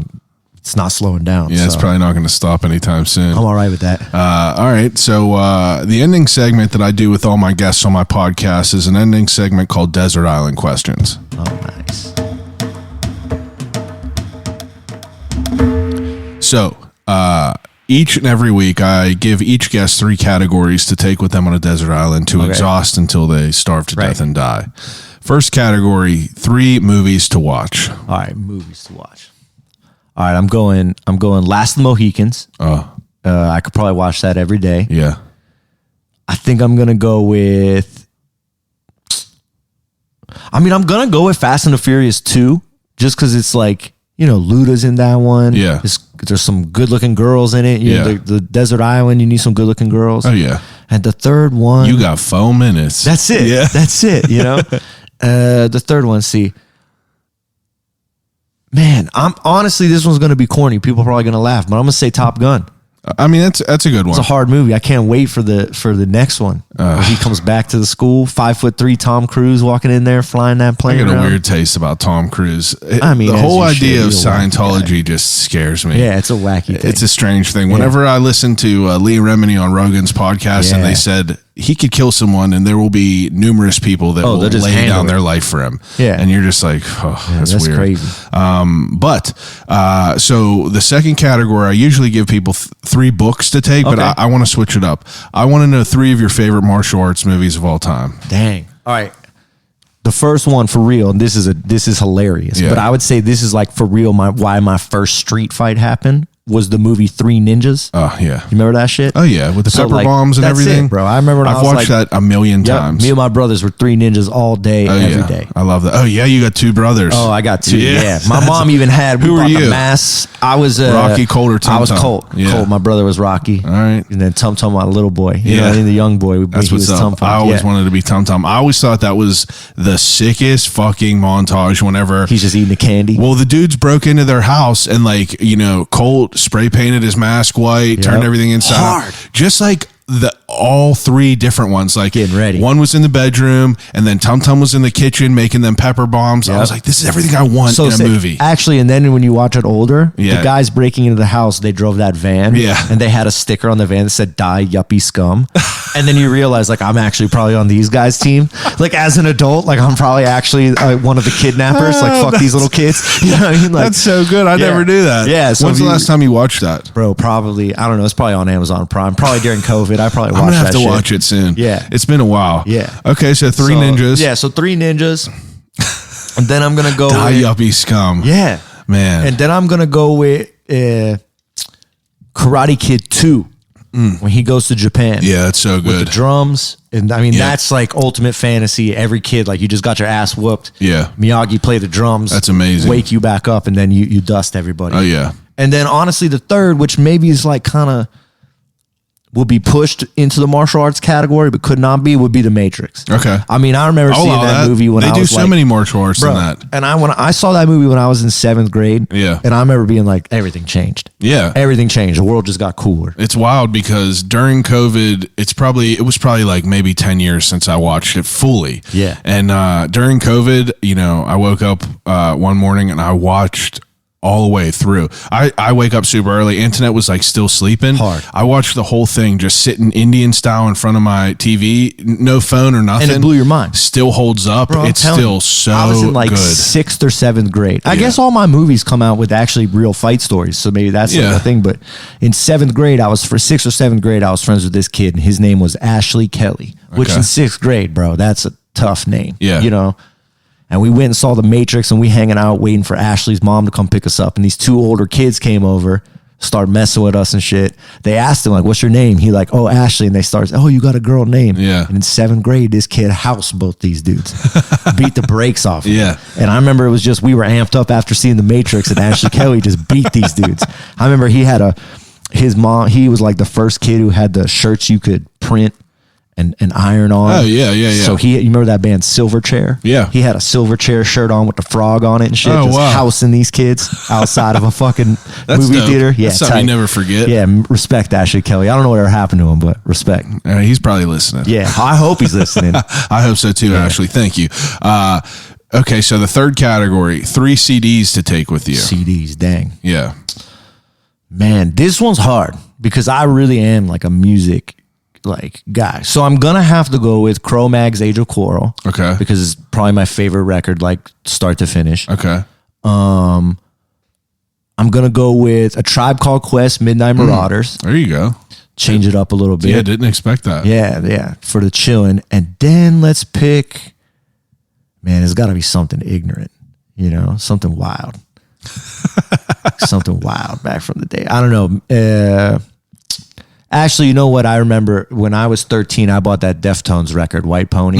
I love that Deftones. record. That's one of my favorite records. I never listened to them until like probably the last 5 years. Yeah. I don't know why. I feel like that. I don't know. It's just one of them bands that I always like overlooked. Yeah, see, and I think that was one of my favorite. That was one of the first bands that I felt was like mine. Yeah. You know what I mean? Like, oh shit, I like this band. Yeah, because like and they other weren't people crazy don't. popular. No, they back always just whenever I kind was of in middle school and always shit. been bubbling. You know what I mean? So, yeah. Everyone liked Marilyn Manson and Korn and shit, Yep. but like, Deftones was like They it were was like, different. if you like Depeche Mode, you like Deftones. Yeah, Depeche Mode. I listen to there you Depeche go. Mode. I listen to all that stuff, man. You're an interesting dude. Okay, it. so the third to last question is the death row meal. Let's go. So death row meal, before I put you to death, you get one last Right. meal. I want to know what you want, whatever you want from wherever you want. I need Word. at least one appetizer, at least one main dish, and at least one dessert. All right, appetizer. So there's a restaurant in Lawrence or in Bloomfield. Okay. Thai Gourmet. Thai gourmet. Right, Never Thai heard Gourmet, of that. right on Liberty Avenue. It's a little family. They're Wow. the best. They have these things called crab voluptuous. They're like Oh, wow. crab rangoons. Yeah. That's my appetizer for sure. Oh yeah, for sure. I love a crab And rangoon. then, bro, I'm red, white, and blue American, bro. We going big ass steak, and some French fries, dude. Yeah. You know what I mean? And a Corona. Yeah. Yeah. Let's get that. And some All right. ice cream, maybe. You know? Ice cream? Yeah, What like kind of Rocky flavor Road. are you? We going Rocky Rocky Road? Road, yeah. I'm a Rocky Road guy Let's as go. well. That's good stuff. Okay, second to last question. I'm sponsored by Turner's Tea. I used to do a thing called the Turner's Crate. I lost all these questions in the move, so I've been asking everyone the same question. I feel like it's very telling. If you're about to get ready to go on a road trip and you go into a gas station, you can only pick one snack. One snack. What would it be? I'm going Gold Bag Bangers, the Harborough Gummy Bears. Oh, wow. The full sugar, not the fake sugar one. Yeah. The Gold Bag OGs. Wow. Yeah. You like all the flavors? Gummies. Yeah, I'm gummies. I was too picky. I was too particular. I always hated green and yellow. Yeah. See, I knew hated that them. on deck, dude. I didn't even hesitate with that. I didn't even hesitate with Were that. you a whole handful, or did you eat them separately? No, whole handful. Yeah. We're going whole handful. Yeah, I was never one. I always thought kids were psychotic whenever you would see them eat one gusher at Yeah. a time. Yeah. It's like, rip it, all of it's Yeah. in like a shot. Yeah. You know Oh, what I mean? yeah. The whole thing's going in. All in. Whole thing. Fruit roll up in the ball. Oh, yeah. One Full bite, thing. Who's for eating sure. that one? Someone with way too much self-control. Yeah, bro. way too much Way control. too much self-control. Okay, so the last question. If you could have a conversation with anyone alive or dead, who would it Alive be and why? or dead. Yeah. Man. I would have a conversation. I think that would be a pretty powerful thing, man. So you'd have to be careful with this one. Yeah. And now to make it a little bit easier, I don't want you to pick a loved one. Yeah. Can't be nobody you know. Yeah. Yeah. Famous. Yeah. Yeah. Like somebody like that. Man. I mean, so there's a guy in Jiu Jitsu. His name's Hickson Gracie. Yeah, I know who he is. Hickson's like Superman. Yeah.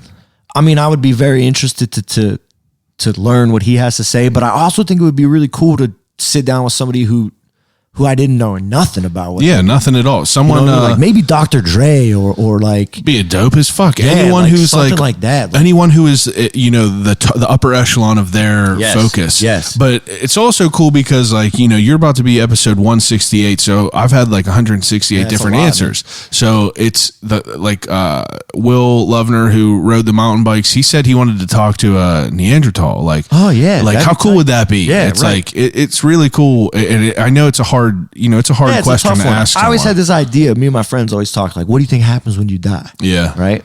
And I think it'd be so dope if you die. It's just this big ass computer. Yeah. And then you could type in shit like, bro, I want to be in the room when Slayer wrote Rain and Blood. Like, let me see that. Oh, that you know would what be I so mean? Like, dope. or let me see who really killed JFK. Yeah. Like that would be tight. You know, something like that. That But would be tight. Actual conversation. Like, yeah, I would want somebody that I could get like that level. Like maybe Napoleon or Genghis Khan, like Yeah. something just so insane. Someone said that you, Genghis like, Khan. Someone said Stalin. People Yeah. have said Trump on here. Nah, I'd be pretty bored with that one. Well, even I mean, he's a smart guy. They're Democrats regardless. even, but they just wanna know wanna why figure he's a out what's fucking happening. psychopath. Yeah, like Yeah. how's that happen? I'm curious now though. Like, are you someone? You seem like someone who's always training and pretty busy. Like, what do you do on your free time? Like, what do you do for fun besides? I know that you said your perfect day is to train. Yeah. Probably listen to music too. Man, yeah, listen to me. I mean, I have a huge vinyl record collection. You know, still I have, play? You still play? I still do play, yeah, and mostly just mess around with my friends Yeah. and goof around and stuff like that. I don't have the time to do a band. Yeah. Like seriously. I would assume that being a teacher and running a gym pretty much takes up all your it's time. full time, but I want it that way. Yeah. You know what I mean? I love it. So, So you're not someone who's watching TV shows and stuff. nah. Okay. I mean, and every once in a while, you know what I mean? Like I watch YouTube. I like watching the Dodgers play. I'm Yeah. like a Dodgers fan since I was a little kid, so I watch baseball. Yeah. And I got 2 dogs, bro, in the backyard. If I can be outside throwing a ball with my dog, man, that's a good day. Yeah, You that's know? dope. Yeah. I can't appreciate you enough for coming over and talking to me. Man, thank you. I didn't know what to expect just Cool. because you never know what Yeah, it's you never different, know yeah. what to expect. But I think that you have a dope story. Thank you, It's bro. very interesting to hear how much music really affected your life. Yeah, 100%. And especially for being someone who's not even in a field that has a career that's Yeah, it's related to completely music. different, yeah, You know what I mean? completely different, But it exudes you like you could tell that I'm a grown up hardcore kid. Yeah, I mean, you- at the end of the day, that's you live what it and is, breathe man. that. We is the first place I ever felt comfortable and just kind of carried. I always just think if my friends from hardcore would be disappointed in me, Yeah. you know what I mean? Then you're doing something wrong. It's a beautiful thing. Thank you, bro. All right, so take a second, plug all your stuff. Cool. So the gym's True Believer Jiu Jitsu. We're in Spring Garden in the north side of Pittsburgh. I'd like to, I have a sponsor, Show Your Roll Geese. They make awesome kimonos that keep me swagged out for all the tournaments. So even if I lose, I'm the best looking guy. You know, my wife does makeup on her own. Check her out. And Selly's Fitness Center, man. If you want to get strong, that's the guy. So, what's the best way for someone that to come down and check out a class if they wanted to? If you go on our website, there's a contact form. Yeah, it goes straight to my phone. I'll answer any questions you have. We have intro classes 3 times a week. And if you just let me know you're going to come, we'll have everything else you need. All you need to do is just show up. TrueBelieverJujitsu.com. That's it. Okay. Everyone else that's listening, appreciate it as usual. Another great conversation. If you haven't yet, please rate, review, and subscribe to the podcast. Huge help to me. Go follow True Believer Jiu-Jitsu on Instagram. Follow I'll Call You Right Back.